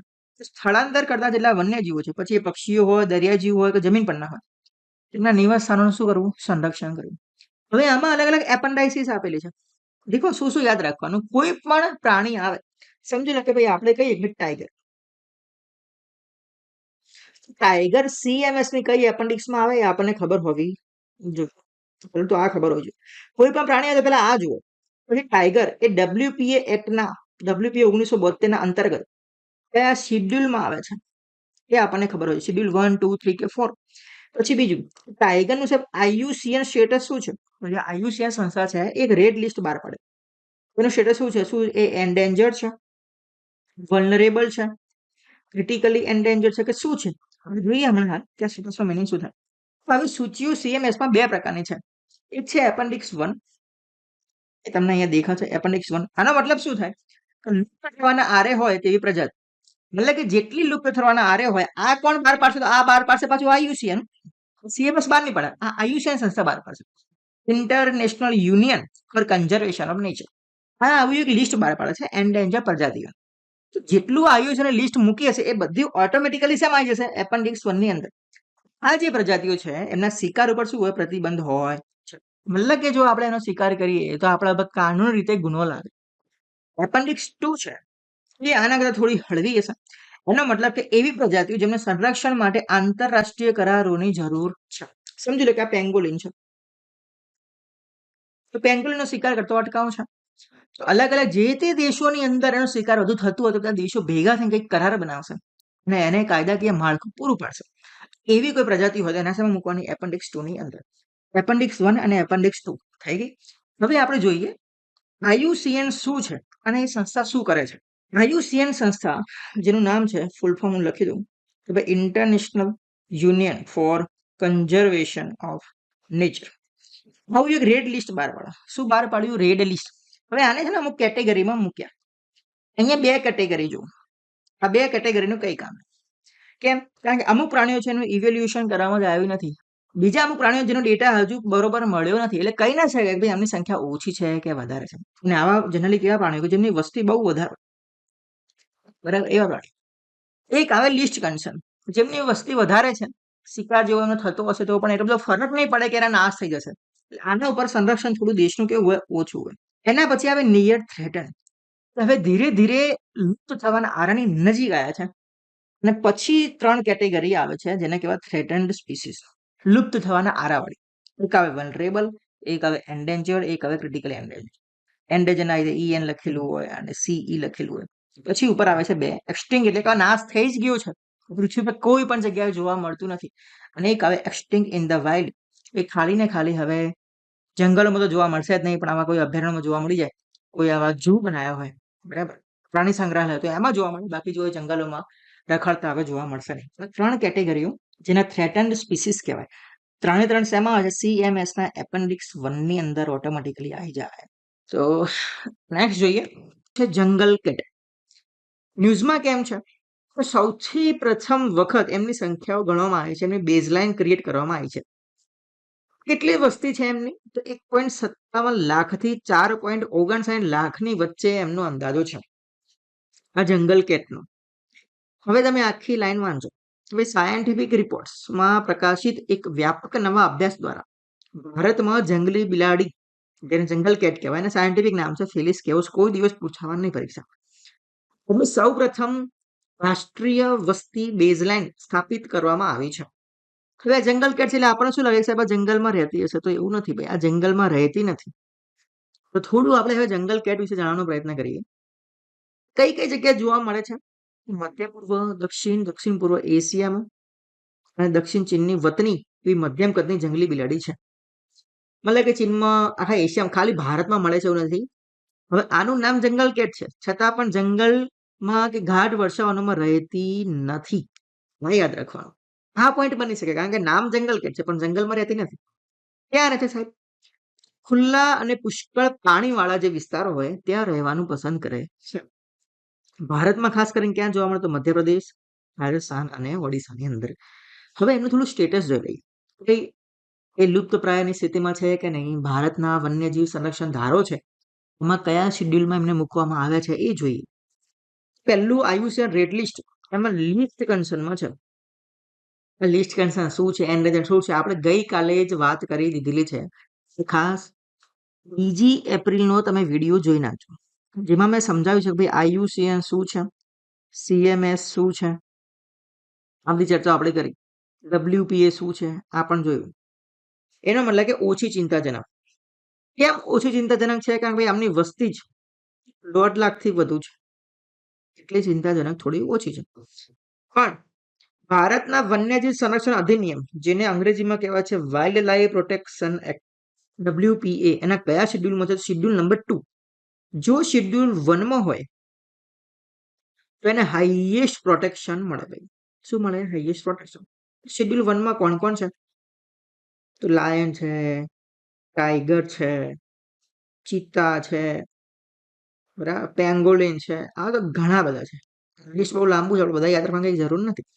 શેડ્યુલ 1માં એને મૂકવામાં આવેલું છે. પણ જંગલ કેટને નહીં હોય, જંગલ કેટને છે શેડ્યુલ 2. આ યાદ રાખજો, શેડ્યુલ 2. હવે નેક્સ્ટ જોઈએ કરંટ અફેર, અને એ છે ઘોરાડ, ગ્રેટ ઇન્ડિયન બસ્ટર્ડ. સૌથી વધુ ગુજરાતમાં આપણને જોવા મળે. ન્યૂઝ શું છે એ જોઈએ પહેલા. એક દાયકાના લાંબા અંતરાલ પછી આંતરરાજ્ય સંરક્ષણ પ્રયાસો દ્વારા ગુજરાતના કચ્છ જિલ્લામાં ઘોરાડના એક બચ્ચાનો જન્મ થયો છે. દેખો ભાઈ આમનું પ્રોટેક્શન કેટલું હાઈ હશે કે એક બચ્ચું પણ જન્મે છે ને તો એ ન્યૂઝમાં આવી જાય. એનો મતલબ કે આમની વસ્તી બહુ ઓછી હશે, ખૂબ વધુ પ્રમાણમાં નહીં હોય. જો વધુ પ્રમાણમાં હોય એક બચ્ચું જોવામાં ના આવે. અને મેઇન વાત એ છે કે એક દાયકાના લાંબા અંતરાલ પછી આ થયું છે. ઓકે, એટલે આપણા માટે કરંટ અફેરનો બહુ સરસ ટોપિક થઈ જાય. તો ગ્રેટ ઇન્ડિયન બસ્ટર્ડ વિશે થોડું જોઈએ. તો એ સૌથી ભારે ઉડતા પક્ષીઓમાંનું એક છે. આ શ્રેણીમાં કોણ આવે? બીજું શાહમૃગ આવે. આ શાહમૃગ જે શ્રેણીમાં આવે છે એ જ શ્રેણીમાં ગ્રેટ ઇન્ડિયન બસ્ટર્ડ આવે છે. એમને અવારનવાર ઘાસના મેદાનોના રક્ષક તરીકે પણ ઓળખવામાં આવે, ગાર્ડિયન ઓફ ધ ગ્રાસલેન્ડ તરીકે પણ ઓળખવામાં આવે છે.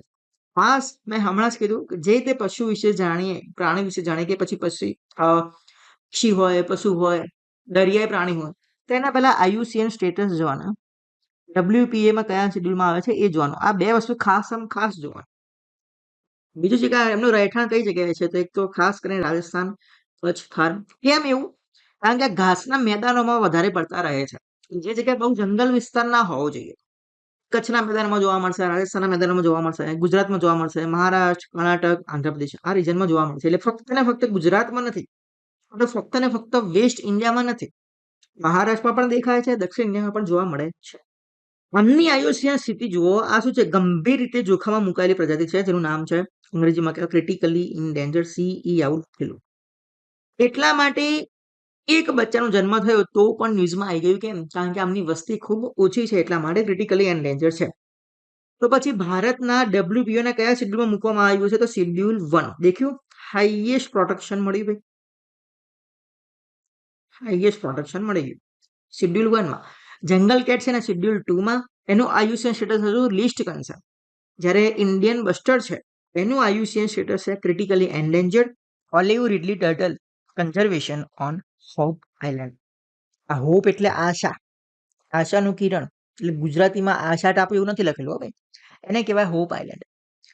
અહીંયા આપણા માટે બે ટોપિક ઇમ્પોર્ટન્ટ થઈ ગયા કે સાહેબ આ પહેલું ઓલિવ રિડલી ટર્ટલ એટલે શું, એ શું છે, એ શું કામનું. બીજું છે હોપ આઇલેન્ડ. આ ક્યાં આવ્યું હોપ આઇલેન્ડ, એ આપણા માટે ક્વેશ્ચન થઈ જાય. કઈક પ્રોગ્રામ ચલાવવામાં આવ્યો છે કન્ઝર્વેશન એટલે શું, સંરક્ષણ પ્રોગ્રામ. કોનું સંરક્ષણ કરવાનું છે? તો ઓલિવ રિડલી ટર્ટલનું. તો અહીંયા બીજો પ્રશ્ન આવ્યો ટર્ટલ, અને એક બીજો પ્રશ્ન આવ્યો ટોર્ટોઇઝ. સાહેબ ટર્ટલ એટલે શું, ટોર્ટોઇઝ એટલે શું? અહીંયા ઇમેજ ઉપરથી ખ્યાલ આવી જશે કે આ ટર્ટલ છે, એનો મતલબ કે આ દરિયામાં પણ જઈ રહ્યા છે અને જમીન ઉપર પણ આપણને દેખાય છે. તો ટર્ટલ કોને કહેવાય? કે જે દરિયામાં પણ રહી શકે અને જમીન ઉપર પણ રહી શકે, એને કહેવાય ટર્ટલ. ટોર્ટોઇઝ હોય એ ફક્ત ને ફક્ત દરિયાના પાણીમાં જ રહી શકે, જમીન ઉપર રહી શકે નહીં, કારણ કે એમના જે પંજા હોય એ રીતના હોય કે ભાઈ જમીન ઉપર ચાલી શકે નહીં. ટર્ટલ ટોર્ટોઇઝ વિશે આટલો તફાવત ખબર પડી ગઈ. ન્યૂઝ એ શું છે ભાઈ, વાઇલ્ડ લાઈફ મેનેજમેન્ટ ઓથોરિટી એટલે કોરિંગા વાઇલ્ડ લાઈફ સેન્ચુરી દ્વારા કાકીનાડા ખાડીની અંદર આશરે 20,000 ઓલિવ રિડલી કાચવા, જેને ટર્ટલ કહેવાય, એમના ઈંડાનું સંરક્ષણ કરવામાં આવ્યું છે.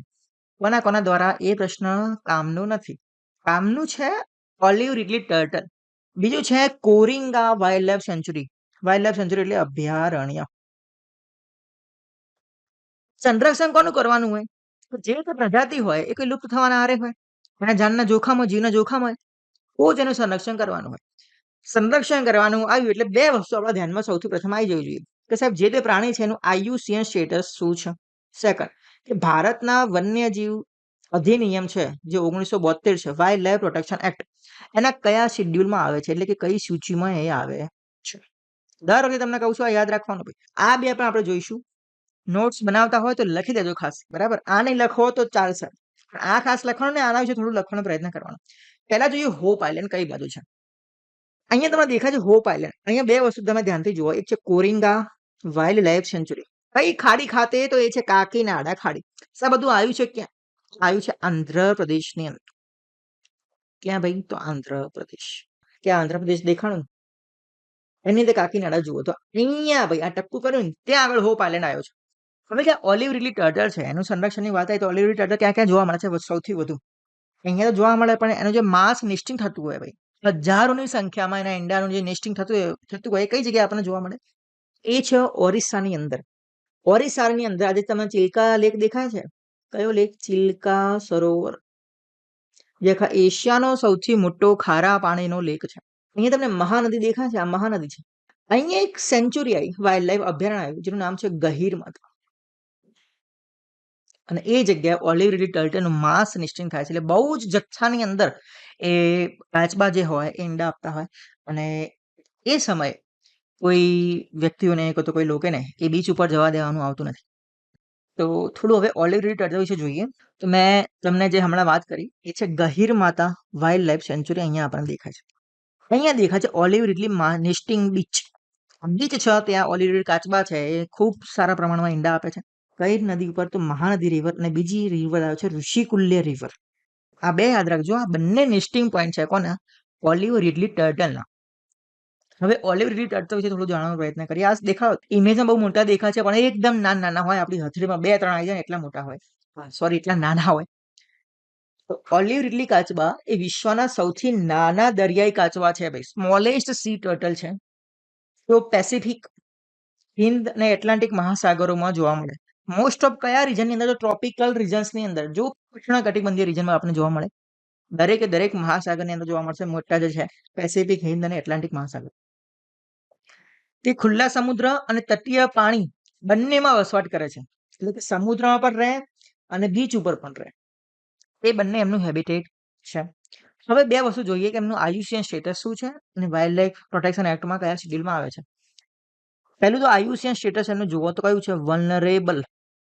બરાબર, એક હોય વલ્નરેબલ, એનાથી ઊંચું આવે એન્ડેન્જર્ડ. આ ઊંચું એટલે ભાઈ એમની વસ્તી ઓછી છે, સંરક્ષણ કરવાની વધુ જરૂર પડે છે. એક આવે ક્રિટિકલી એન્ડેન્જર્ડ. આનાથી વધુ સંરક્ષણની જરૂર એન્ડેન્જર ન પડે, આનાથી વધુ સંરક્ષણની જરૂર ક્રિટિકલી એન્ડેન્જર ન પડે. ત્રણ જે સ્ટેટસ આપવામાં આવે છે IUCN દ્વારા, કોને આપવામાં આવે કે જે પશુઓ છે એમના જીવનને જોખમ હોય, ખૂબ વધુ હોય, જે લુપ્ત થવાના આરે હોય, એમના માટે સ્ટેટસ આપવામાં આવે છે. વાઇલ્ડ લાઈફ પ્રોટેક્શન એક્ટ એના કયા શેડ્યુલમાં આવે છે? શેડ્યુલ 1. હવે જે વાઇલ્ડ લાઈફ પ્રોટેક્શન એક્ટ છે એમાં 4 શેડ્યુલ આવ્યા ભાઈ. એમાં શેડ્યુલ 1માં આવે છે. આપણે કાલે એક વિડીયો જોયો હતો, એમાં આપણે જોઈ હતી એક જંગલ કેટ. કઈ કેટ? જંગલ કેટ. અને એ કયા શેડ્યુલમાં આવતી હતી? તો એ શેડ્યુલમાં આવતી હતી બીજા. કેમ બીજા? કારણ કે આમની વસ્તી જ ભાઈ 1.5 લાખથી કેવી હતી? વધારે હતી. કેટલી? 1.5 લાખથી વધુ. 1.5 લાખથી વધુ હોય એટલે એમને સંરક્ષણની બહુ એટલી જરૂર પડતી નથી. પણ આમની વસ્તી ઓછી છે એટલે એમને સંરક્ષણની ખૂબ વધારે જરૂર પડે. એટલે શેડ્યુલ 1માં છે, હાઈએસ્ટ પ્રોટેક્શનમાં આવે છે. પછી સાઇટ્સની કઈ એપેન્ડિક્સમાં આવે? તો એપેન્ડિક્સ 1ની અંદર આવે છે. હવે જોઈએ સાયન્ટિફિક ક્લાસિફિકેશન, જેનું કોઈ જ આપણે કામ નથી. ભલે ઇમેજમાં આપ્યું પણ આપણે યાદ રાખવાની કોઈ જરૂર નહીં, એવી પૂછવાનું પણ નથી. હવે જોઈએ આર્ટ, કલ્ચર એન્ડ લિટરેચર. બહુ કોઈ ખાસ આમાં ટોપિક નથી. ન્યૂઝમાં શું છે? હમણાં લોકસભાના જે અધ્યક્ષ છે શ્રી ઓમ બિરલાએ એમને ગાંધી દર્શન રાજઘાટ ખાતે, જે નવી દિલ્હીમાં આવ્યો છે, એમાં એક મહોત્સવ છે પૂર્વાંચલ વિસ્તારનો, જેનું નામ છે માટી. અને આ એનું નવું શું છે? તો નવું એટલે નવમું સંસ્કરણ. તો માટી ઉત્સવ કઈ જગ્યાનો છે? તો પૂર્વાંચલ વિસ્તારનો છે. બરાબર. તો એમને ત્યાં સંબોધન કંઈક કર્યું હતું, એટલા માટે ન્યૂઝમાં છે. બહુ મોટો કઈ ખાસ ટોપિક નથી. આ મહોત્સવની થીમ કોના ઉપર આધારિત હોય? માટી ઉપર. લખ્યું છે માટી. જે પૂર્વાંચલ ક્ષેત્રના લોકોની મૂળભૂત પરંપરાઓ અને વારસા સાથે ઊંડા જોડાણને દર્શાવે છે. આ જે કાર્યક્રમ છે એનો ઉદ્દેશ શું? તો પૂર્વાંચલની જે કલા હોય, વાનગીઓ હોય, ટુરિઝમ હોય, વારસો, એની ઉજવણી કરવાનું. નેક્સ્ટ જોઈએ સ્પોર્ટ્સની અંદર, અને ઘણા સમયથી કરંટમાં છે જ ઓલરેડી, અને એ છે ખેલો ઇન્ડિયા ટ્રાઇબલ ગેમ્સ. 25 માર્ચથી કરીને 3 એપ્રિલ સુધી એનું આયોજન થયું હતું. અને આજે 4મી તારીખ છે. જે દેશભરના આદિવાસી ખેલાડીઓને રાષ્ટ્રીય પ્લેટફોર્મ પર લાવવામાં આવ્યા હતા. કઈ જગ્યાએ યોજાયું હતું? તો એ છે છત્તીસગઢ. છત્તીસગઢના કયા જિલ્લાઓમાં? તો રાયપુર, જગદલપુર અને શેરપુરા. અહીંયા આપણને આ ભાઈ દેખાય છે એ શું છે? માસ્કોટ છે. હવે માસ્કોટ શેના માટે હોય? તો કોઈ ચિહ્ન રૂપ હોય. ચિહ્ન રૂપ હોય, ઘણી વખત મનોરંજન માટે પણ હોય. તમે ઘણી બધી ક્રિકેટ ટીમ જોઈ હોય તો અમુક એવા કાર્ટૂન જેવા કપડાં પહેરીને આવતા હોય જે આપણું મનોરંજન કરતા હોય. તમને એક બીજું કહે કે ભાઈ આધાર એપ છે. આધાર એપનો પણ પોતાનો એક માસ્કોટ છે. તો એનું નામ શું છે એ તમારે મને કહેવાનું છે. આધાર એપનો નવી જે હમણાં લોન્ચ કરીને UIDAI દ્વારા એને લોન્ચ કરવામાં આવી છે. તો આધાર જે છે એનો માસ્કોટ શું છે? અને બીજું કે આ જે માસ્કોટ છે એનું નામ છે મોર વીર. બરાબર. અંગ્રેજીમાં લખવું હોય તો આ રીતે લખાય. હવે આ મોર છે એનો અર્થ થાય મારું, અને વીર છે એનો અર્થ થાય હિંમત. એ શું બતાવે છે? એમની હિંમત બતાવે છે, એમનો જોશ બતાવે છે. મુખ્ય મુદ્દાઓ કયા છે? કે આદિવાસીનું ગૌરવ બતાવે, અસ્મિતા બતાવે, એમની બહાદુરી બતાવે છે. ટોટલ 7 રમતો હતી. કઈ? એથ્લેટિક્સ, ફૂટબોલ, હોકી, વેઇટલિફ્ટિંગ, તીરંદાજી, સ્વિમિંગ એન્ડ કુસ્તી. 7 રમતો માટે ખેલો ઇન્ડિયા ટ્રાઇબલ ગેમ્સ યોજવામાં આવી હતી. કઈ જગ્યાએ? છત્તીસગઢની અંદર. પ્રથમ વખત ટ્રાઇબલ ગેમ્સનું આયોજન હતું, એ ખાસ યાદ રાખવાનું છે. પ્રથમ વખત. Person in news, places or person. જેટલા પ્લેસીસ ન્યૂઝમાં હોય તો જેટલા પર્સન ન્યૂઝમાં હોય આપણે અહીંયા લઈશું. રોજે રોજ કોઈ ન્યૂઝમાં એમ તો કેટલા હોય ભાઈ, આનો વડાપ્રધાન કોણ બન્યો, આનો મુખ્યમંત્રી કોણ બન્યો, તો આપણે દરેકે દરેક યાદ રાખવાનું નહીં થાય. જે મેજર હશે એ જ આપણે ધ્યાનમાં લઈશું. પહેલું એ છે 7.6 અર્થક્વેક સ્ટ્રક નિયર ટોંગા. હવે ટોંગા નામનું સ્થળ છે, એમના હમણાં ભૂકંપ આવ્યો 7.6. ક્યાં આવેલું છે? તો પેસિફિક ઓશનની અંદર. ખાલી મેપ જોઈ લો, બાકી કઈ આમાં કામનું નથી. પેસિફિક ઓશનની અંદર ટોંગા. અહીંયા તમે ન્યુઝીલેન્ડ અહીંયા હોય તો સાહેબ અહીંયા શું? અહીંયા ઓસ્ટ્રેલિયા છે. કયો ઓશન છે? પેસિફિક ઓશન છે. બીજું આ જુઓ કે તમને અહીંયા ફીજી દેખાતું હશે. ફીજી, હા પણ તમારે ધ્યાનમાં રાખો, ફીજી ક્યાં આવ્યો? તો પેસિફિક ઓશનની અંદર. તો કોણ છે? નિરંજન જ્યોતિ. ન્યૂઝમાં કેમ છે? તો એમને અધ્યક્ષ બનાવવામાં આવ્યા છે. કોના? તો national commission four backward classes NCBC. આપણા માટે ન્યૂઝમાં નિરંજન જ્યોતિ નથી, કામનું એ નથી. કામનું આ છે NCBC, કારણ કે આપણા પોલિટીનો એ ટોપિક થઈ જાય છે. NCBC વિશે થોડું જાણવાનો પ્રયત્ન આપણે કરીએ. પહેલું તો આ કઈ બોડી છે? તો બંધારણીય બોડી છે. પહેલા બંધારણીય બોડી નથી, હમણાં જાહેર કરવામાં આવી છે. કઈ બોડી છે? બંધારણીય બોડી, જેને કહેવાય કોન્સ્ટિટ્યુશનલ બોડી. સાહેબ બંધારણીય બોડી હોય તો બંધારણની કોઈ કલમ પણ હોય જે એના પાસે વર્ક કરતી છે. કઈ કલમ હેઠળ? તો આર્ટિકલ 338B. 338B છે તો 338A પણ હશે, એટલું 338 પણ હશે. તો હા ભાઈ, તો SC અને ST માટે છે 338 અને 338A. તો જે બી છે કોના માટે છે? તો બેકવર્ડ ક્લાસીસ માટે છે, OBC માટે છે. શરૂઆતમાં 1993માં આ શું હતી તો વૈધાનિક સંસ્થા હતી, સ્ટેચ્યુટરી બોડી હતી, પણ અત્યારે કોન્સ્ટિટ્યુશનલ બોડી છે. તો સાહેબ કઈક એવો સુધારો થયો હશે કે જે સુધારા અંતર્ગત અને વૈધાનિકમાંથી કોન્સ્ટિટ્યુશનલ બોડીમાં કન્વર્ટ કરવામાં આવી હશે. એ કયો સુધારો એ યાદ રાખવાનો છે, 102મો સુધારો, 102/2018. આ ખ્યાસ યાદ રાખજો. આજે આપણે કેટલા સુધારા જોયા? એક જોયો 97મો, 97th. શેના માટે હતો તો કોઓપરેટિવ સોસાયટી માટે. એક આપણે જોયો 102nd. શેના માટે છે તો ઓબીસી માટે. આનું બંધારણ જોઈએ તો એનસીબીસીમાં ટોટલ સભ્યો કેટલા હોય? 5 સભ્યો હોય, એક અધ્યક્ષ હોય, એક ઉપાધ્યક્ષ અને 3 સભ્યો. હવે આ સભ્યો છે એની નિમણૂક કોણ કરશે તો એ યાદ રાખો, રાષ્ટ્રપતિ નિમણૂક કરે છે. પછી એમનો કાર્યકાળ જે છે એ કોના દ્વારા નક્કી થાય તો એ પણ રાષ્ટ્રપતિ દ્વારા જ નક્કી થશે. જે કઈ આમનો પગાર હોય, કેટલા ભથ્થા અપાય, બધું રાષ્ટ્રપતિ દ્વારા નક્કી થશે. આ જે બેકવર્ડ ક્લાસીસનું જે કમિશન છે એની પાસે સિવિલ કોર્ટના પાવર હોય છે. કયા પાવર? સિવિલ કોર્ટના. ક્રિમિનલ કોર્ટ જેવા નહીં, સિવિલ કોર્ટના. કોઈ પણ માણસને બોલાવી શકે, સમન કરી શકે, કોઈ પણ જે પ્રૂફ જોતા હોય તો માગી શકે, કોઈ બોડી સાથે, કોઈ વ્યક્તિ સંગઠન સાથે પ્રૂફ માગી શકે.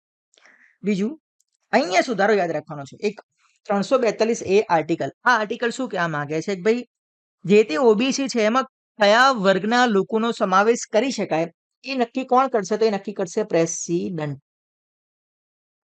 રાષ્ટ્રપતિ નક્કી કરશે ભાઈ મારે આ જાતિને ઓબીસીમાં સમાવેશ કરવો છે. એનો આર્ટિકલ છે 342A. હવે જે સુધારો જોઈએ એ છે 105મો સુધારો, જે આવ્યો છે 2021ની અંદર. આ શું કહેવા માંગે છે? હવે તમે એક નોટિસ કરી હશે કે ભાઈ તમારે ગુજરાતની કોઈ એક્ઝામો આપવી હોય, કઈ એક્ઝામો? ગુજરાતની.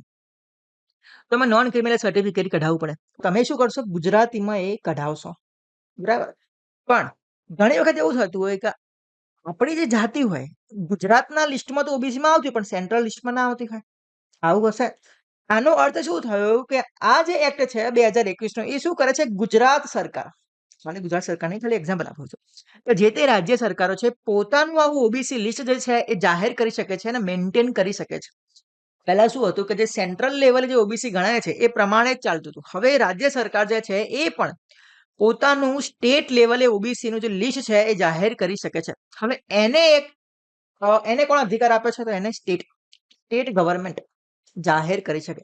સેન્ટ્રલમાં કોણ કરી શકે તો ભાઈ 342A અંતર્ગત પ્રેસિડેન્ટ, જે અહીંયા સ્ટેટ એસેમ્બલી છે એ કાયદો પસાર કરશે અને એના ઉપરથી ઓબીસી નું લિસ્ટ બહાર પડશે. હવે અલગ અલગ રાજ્યમાં અલગ અલગ ઓબીસી નું લિસ્ટ જે છે મેન્ટેન થઈ શકે. એટલા માટેનો આ કાયદો છે 105મો બંધારણીય સુધારો. બાલ્ટિક નેશન, બાલ્ટિક સમુદ્ર ન્યૂઝમાં છે. કેમ ન્યૂઝમાં છે? એક જહાજ છે ભાઈ અલ્કોરો, અભિયાન ઉપર નીકળી પડ્યો છે. શેનું અભિયાન? તો વિશ્વ યુદ્ધ 2.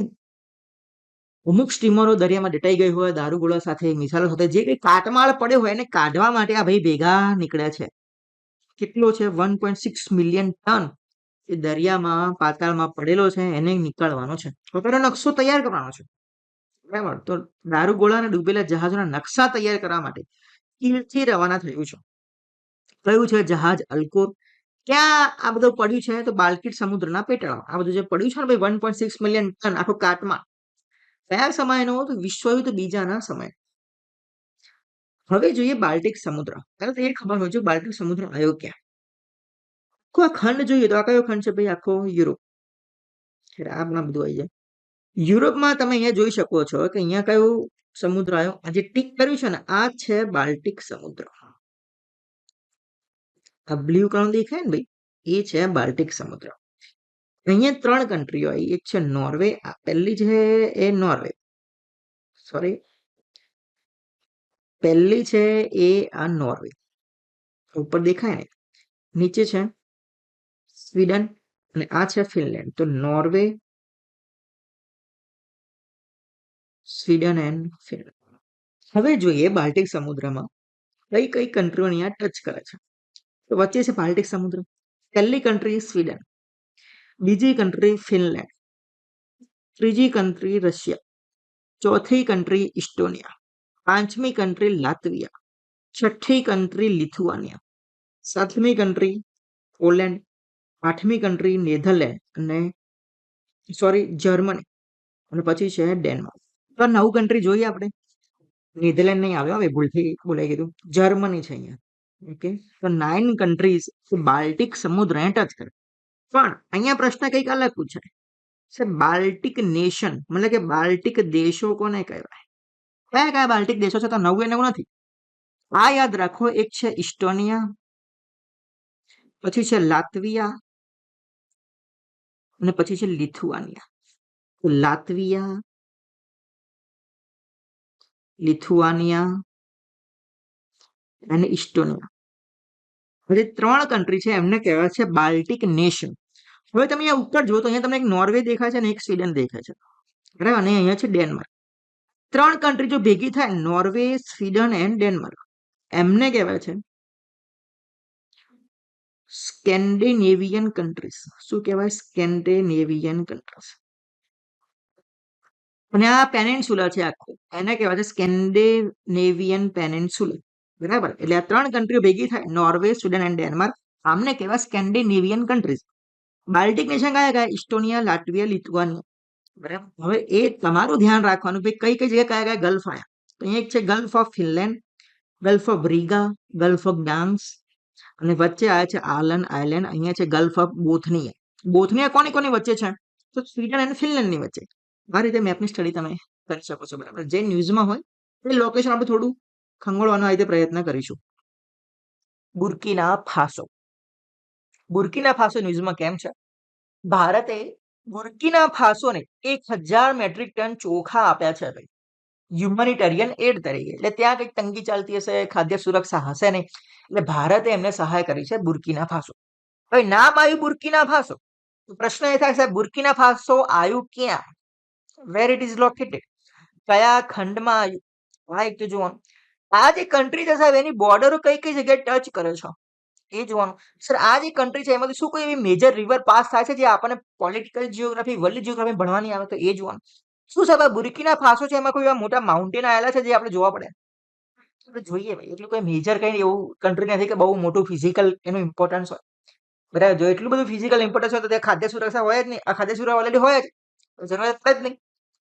ભારત એને મદદ કરી છે 1000 મેટ્રિક ટન ચોખાની. ચોખાની જરૂર કેમ પડે? તો ભાઈ ખાદ્ય સુરક્ષા ના તો જ પડી હોય, બાકી ગોળ ગોળ નહીં હતી.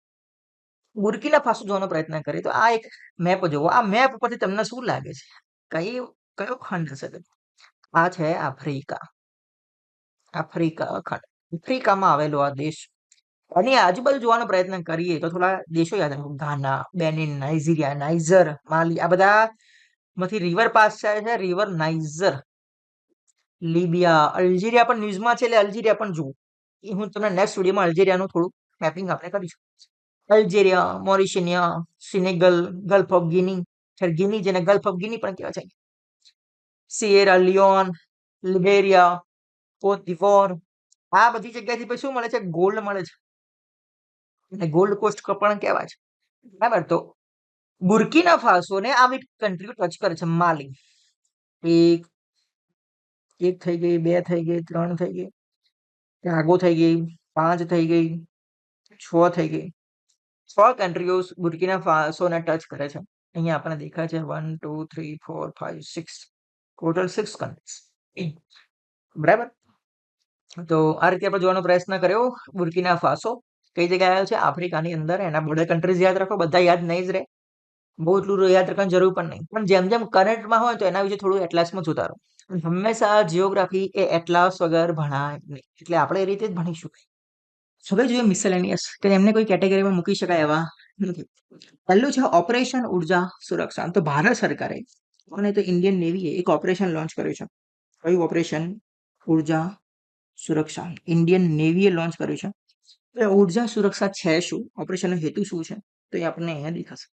ઈરાન દ્વારા આપણને બધાને ખબર છે કે હોર્મુઝની સામુદ્ર ધુની શું કરવામાં આવી છે? બંધ કરવામાં આવી છે.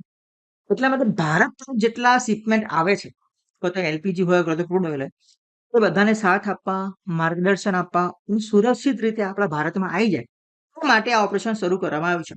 નામ જ છે સુરક્ષા. હવે થોડું અહીંયા મેપિંગ જોઈએ આપણે. અહીંયા છે હોર્મુઝ. હોર્મુઝ સ્ટ્રેટ ક્યાં આવી? તો આ છે ઈરાન, અને આ છે શું? સાઉદી પેનિન્સ્યુલા, આ સાઉદી અરેબિયા. સાઉદી પેનિન્સ્યુલા કહી શકે, તો યુએ કહી શકે, તો ઓમાન કહી શકે. બંનેની વચ્ચે આવી છે હોર્મુઝની સામુદ્ર ધુની. સામુદ્ર ધુની એટલે શું? બંને બાજુ જમીન હોય. ખેર આ બંને બાજુ જમીન થઈ ગઈ, એક આ જમીન થઈ ગઈ, એક આ જમીન થઈ ગઈ. બંનેની વચ્ચે એક સાંકડો દરિયાનો પટ્ટો પસાર થતો હોય એને કહેવાય શું? સામુદ્ર ધુની. આ જે સાંકડો પટ્ટો છે એને કહેવાય છે સામુદ્ર ધુની. જેને સ્ટ્રેટ કહેવાય. સાહેબ આવી સ્ટ્રેટ અહીંયા પણ જોવા મળે છે. દેખો અહીંયા મેં લીલું કર્યું તો અહીંયા પણ જોવા મળશે. એનો મતલબ કે અહીંયા પણ કંઈક સામુદ્ર ધુની હશે કે નહીં? હશે. આ સમુદ્ર ધુનીનું નામ શું છે? એનું નામ છે સ્ટ્રેટ ઓફ બાબ એલ મંડેલ. બરાબર. બીજું અહીંયા જુઓ, અહીંયા કયો આવ્યો છે? પર્શિયન ગલ્ફ આવ્યો છે. અહીંયા ઓમાન કન્ટ્રી છે, એટલે આ જે ગલ્ફ છે એને કહેવાય છે ગલ્ફ ઓફ ઓમાન. 3 ગલ્ફ આપણે યાદ રાખવાના છે. પર્શિયન ગલ્ફ કોની કોની વચ્ચે આવ્યો? ઈરાન અને સાઉદી અરેબિયા વચ્ચે. ગલ્ફ ઓફ ઓમાન કોની કોની વચ્ચે આવ્યો? તો ઈરાન અને ઓમાનની વચ્ચે. ગલ્ફ ઓફ એડન કોની કોની વચ્ચે આવ્યો? તો અહીંયા તમને એક કન્ટ્રી દેખાય છે, યમન. યમન અને અહીંયા એક કન્ટ્રી આવી છે, ઇરિત્રિયા. મતલબ કે ઇવન શોર્ટ એવું કેવું હતું, આફ્રિકા ખંડ. આફ્રિકા ખંડ અને યમનની વચ્ચે કયો ગલ્ફ આવ્યો? તો ગલ્ફ ઓફ એડન. અને અહીંયા આવો તો તમને રાતો સમુદ્ર જોવા મળે. અહીંયા તમને કાસ્પિયન સમુદ્ર જોવા મળે. અહીંયા મેડિટેરેનિયન સમુદ્ર જોવા મળે. અહીંયા ઉપર જાઓ તો ભાઈ તમને કાળો સમુદ્ર જોવા મળે, બ્લેક સી જોવા મળે. જેમ જેમ નેક્સ્ટ જે તે લોકેશન ન્યૂઝમાં હોય એનું આપણે મેપિંગ આ રીતે કરશું. હોર્મઝની સ્ટ્રેટનું આપણે મેપિંગ જોયું. નેક્સ્ટ હવે જોઈએ, કઈ બહુ એક્ઝામ માટે ઇમ્પોર્ટન્ટ નથી પણ આપણે લીધો છે ક્યુએસ વર્લ્ડ રેન્કિંગ. દર વર્ષે ક્યુએસ વર્લ્ડ રેન્કિંગ બહાર પડતું હોય. આ કયા નંબરનું છે? તો 16th છે. કોના દ્વારા બહાર પાડે છે? તો આ પ્રકાશક છે કોણ? લંડનની એક સંસ્થા છે જેનું નામ છે ક્યુએસ ક્વોડ્રાટિકલ ઇન્ડેક્સ. જે હોય એ ભાઈ નામ યાદ રાખો, ક્યુએસ. બરાબર. કેટલા વિષયો માટે રેન્કિંગ આપે છે? તો 55 વિષયો માટે રેન્કિંગ આપે છે. ભારતે એવું શું તીર માર્યું છે ભાઈ આની અંદર? તો આઈઆઈટી અને આઈએમ જેવી સંસ્થાઓ એ ટોપ 50માં સ્થાન પામ્યું છે. IIT Bombay and IIT Delhi. અને આઈઆઈએમ મેનેજમેન્ટ માટે સ્કૂલ છે. અમદાવાદ અને બેંગ્લોર એ બિઝનેસ અને મેનેજમેન્ટમાં ટોચ પર છે. તો પહેલા 2015 ની અંદર 11 યુનિવર્સિટી હતી ક્યુએસ વર્લ્ડ રેન્કની અંદર. અત્યારે 2026માં 54 યુનિવર્સિટીઝ એ ઇન્ક્લુડેડ છે. Biotechnology research and innovation council, BRIC. હવે આ શું છે? ને બહુ એટલું બધું કઈ પરીક્ષામાં પૂછાયું છે નહીં. નામ જુઓ, બાયોટેકનોલોજી રિસર્ચ એન્ડ ઇનોવેશન. મતલબ કે આ કઈક સંસ્થા જે કામ કરતી હશે કે શેના ઉપર કરતી હશે? તો બાયોટેકનોલોજી ઉપર. શેના ઉપર? બાયોટેકનોલોજી ઉપર. ન્યૂઝમાં કેમ છે? તો તાજેતરમાં BRIC research advisory board BRIC RAB ની બેઠક થઈ છે. કઈ જગ્યાએ? ફરીદાબાદની. એટલા માટે ન્યૂઝમાં છે. BRIC શું છે? તો એ વિજ્ઞાન અને ટેકનોલોજી મંત્રાલય હેઠળ નોંધાયેલ સોસાયટી તરીકે સ્થાપિત એક સર્વોચ્ચ સ્વાયત્ત સંસ્થા છે, ઓટોનોમસ સંસ્થા છે. હવે આને બનાવવાની જરૂર કેમ પડી? તો આનું કામ શું છે? આનો હેતુ શું છે? એનો હેતુ શું? તો ભાઈ ભારતમાં અલગ અલગ જગ્યાએ જે વિખરાયેલી લેબોરેટરીઝ હોય, ફ્રેગમેન્ટેડ બાયોટેકનોલોજી સંશોધન ક્ષેત્રને વિકેન્દ્રિત રાષ્ટ્રીય પ્રયોગશાળામાં રૂપાંતરિત કરવાનો છે. મતલબ કે આખી જે અલગ અલગ ફ્રેગમેન્ટેડ લેબોરેટરી હોય એને એક જ પડદે રાખીને નેશનલ લેબોરેટરી ક્રિએટ કરવાનો આનો હેતુ છે. આવું કરવાનું કામ શું ને આવું કેમ કરવું જોઈએ? ભાઈ જે વહીવટી અવરોધો હોય એને ઘટાડે અલગ અલગ જગ્યાએ, બધાને એક જ કાઉન્સિલમાં સમાયા. અલગ અલગ 14 સ્વાયત્ત સંસ્થાઓ હતી. આપણે કોઈ નામ યાદ રાખવાની જરૂર નહીં. તો આ 14 અલગ અલગ લેબોરેટરીઓ હશે, સંસ્થાઓ હશે, એમને એક કાઉન્સિલમાં સમાવીને આ એક કાઉન્સિલ આખી બનાવવામાં આવી છે, BRIC. આની અંદર બીજી 14 હશે. પહેલા 14 હતી, હવે એક કરવામાં આવી દીધી છે. બરાબર. હવે એક થાય તો અલગ અલગ વહીવટી અધિકારો શું થાય? ઘટી જાય અને કામ ભાઈ રેગ્યુલર થાય અને સારું કામ થાય. આવો આનું કઈ હેતુ. તો અહીંયા આપણું કરંટ અફેર પૂરું થાય છે. કાલે જોઈએ વિડીયોમાં નવું કરંટ અફેર, અને તમને વીકલી કરંટ અફેરના કમ્પાઇલેશન પણ આપણે આપીશું, મંથલી પણ આપીશું, 3 મહિના 3 મહિને પણ આપીશું, અને 6 મહિના 6 મહિનામાં પણ કરંટ અફેર આપણે ટોપિક વાઇઝ કમ્પાઇલેશન આપવાનો પૂરતો પ્રયત્ન કરીશું. અને પીડીએફ જોતું હોય તો ટેલિગ્રામમાં જોઈન થઈ જાઓ. કાયરોસ જીપીએસસી જે ડિસ્કશન આપણે કર્યું એ બાબતે બધાને ખૂબ ખૂબ થેન્ક યુ વેરી મચ.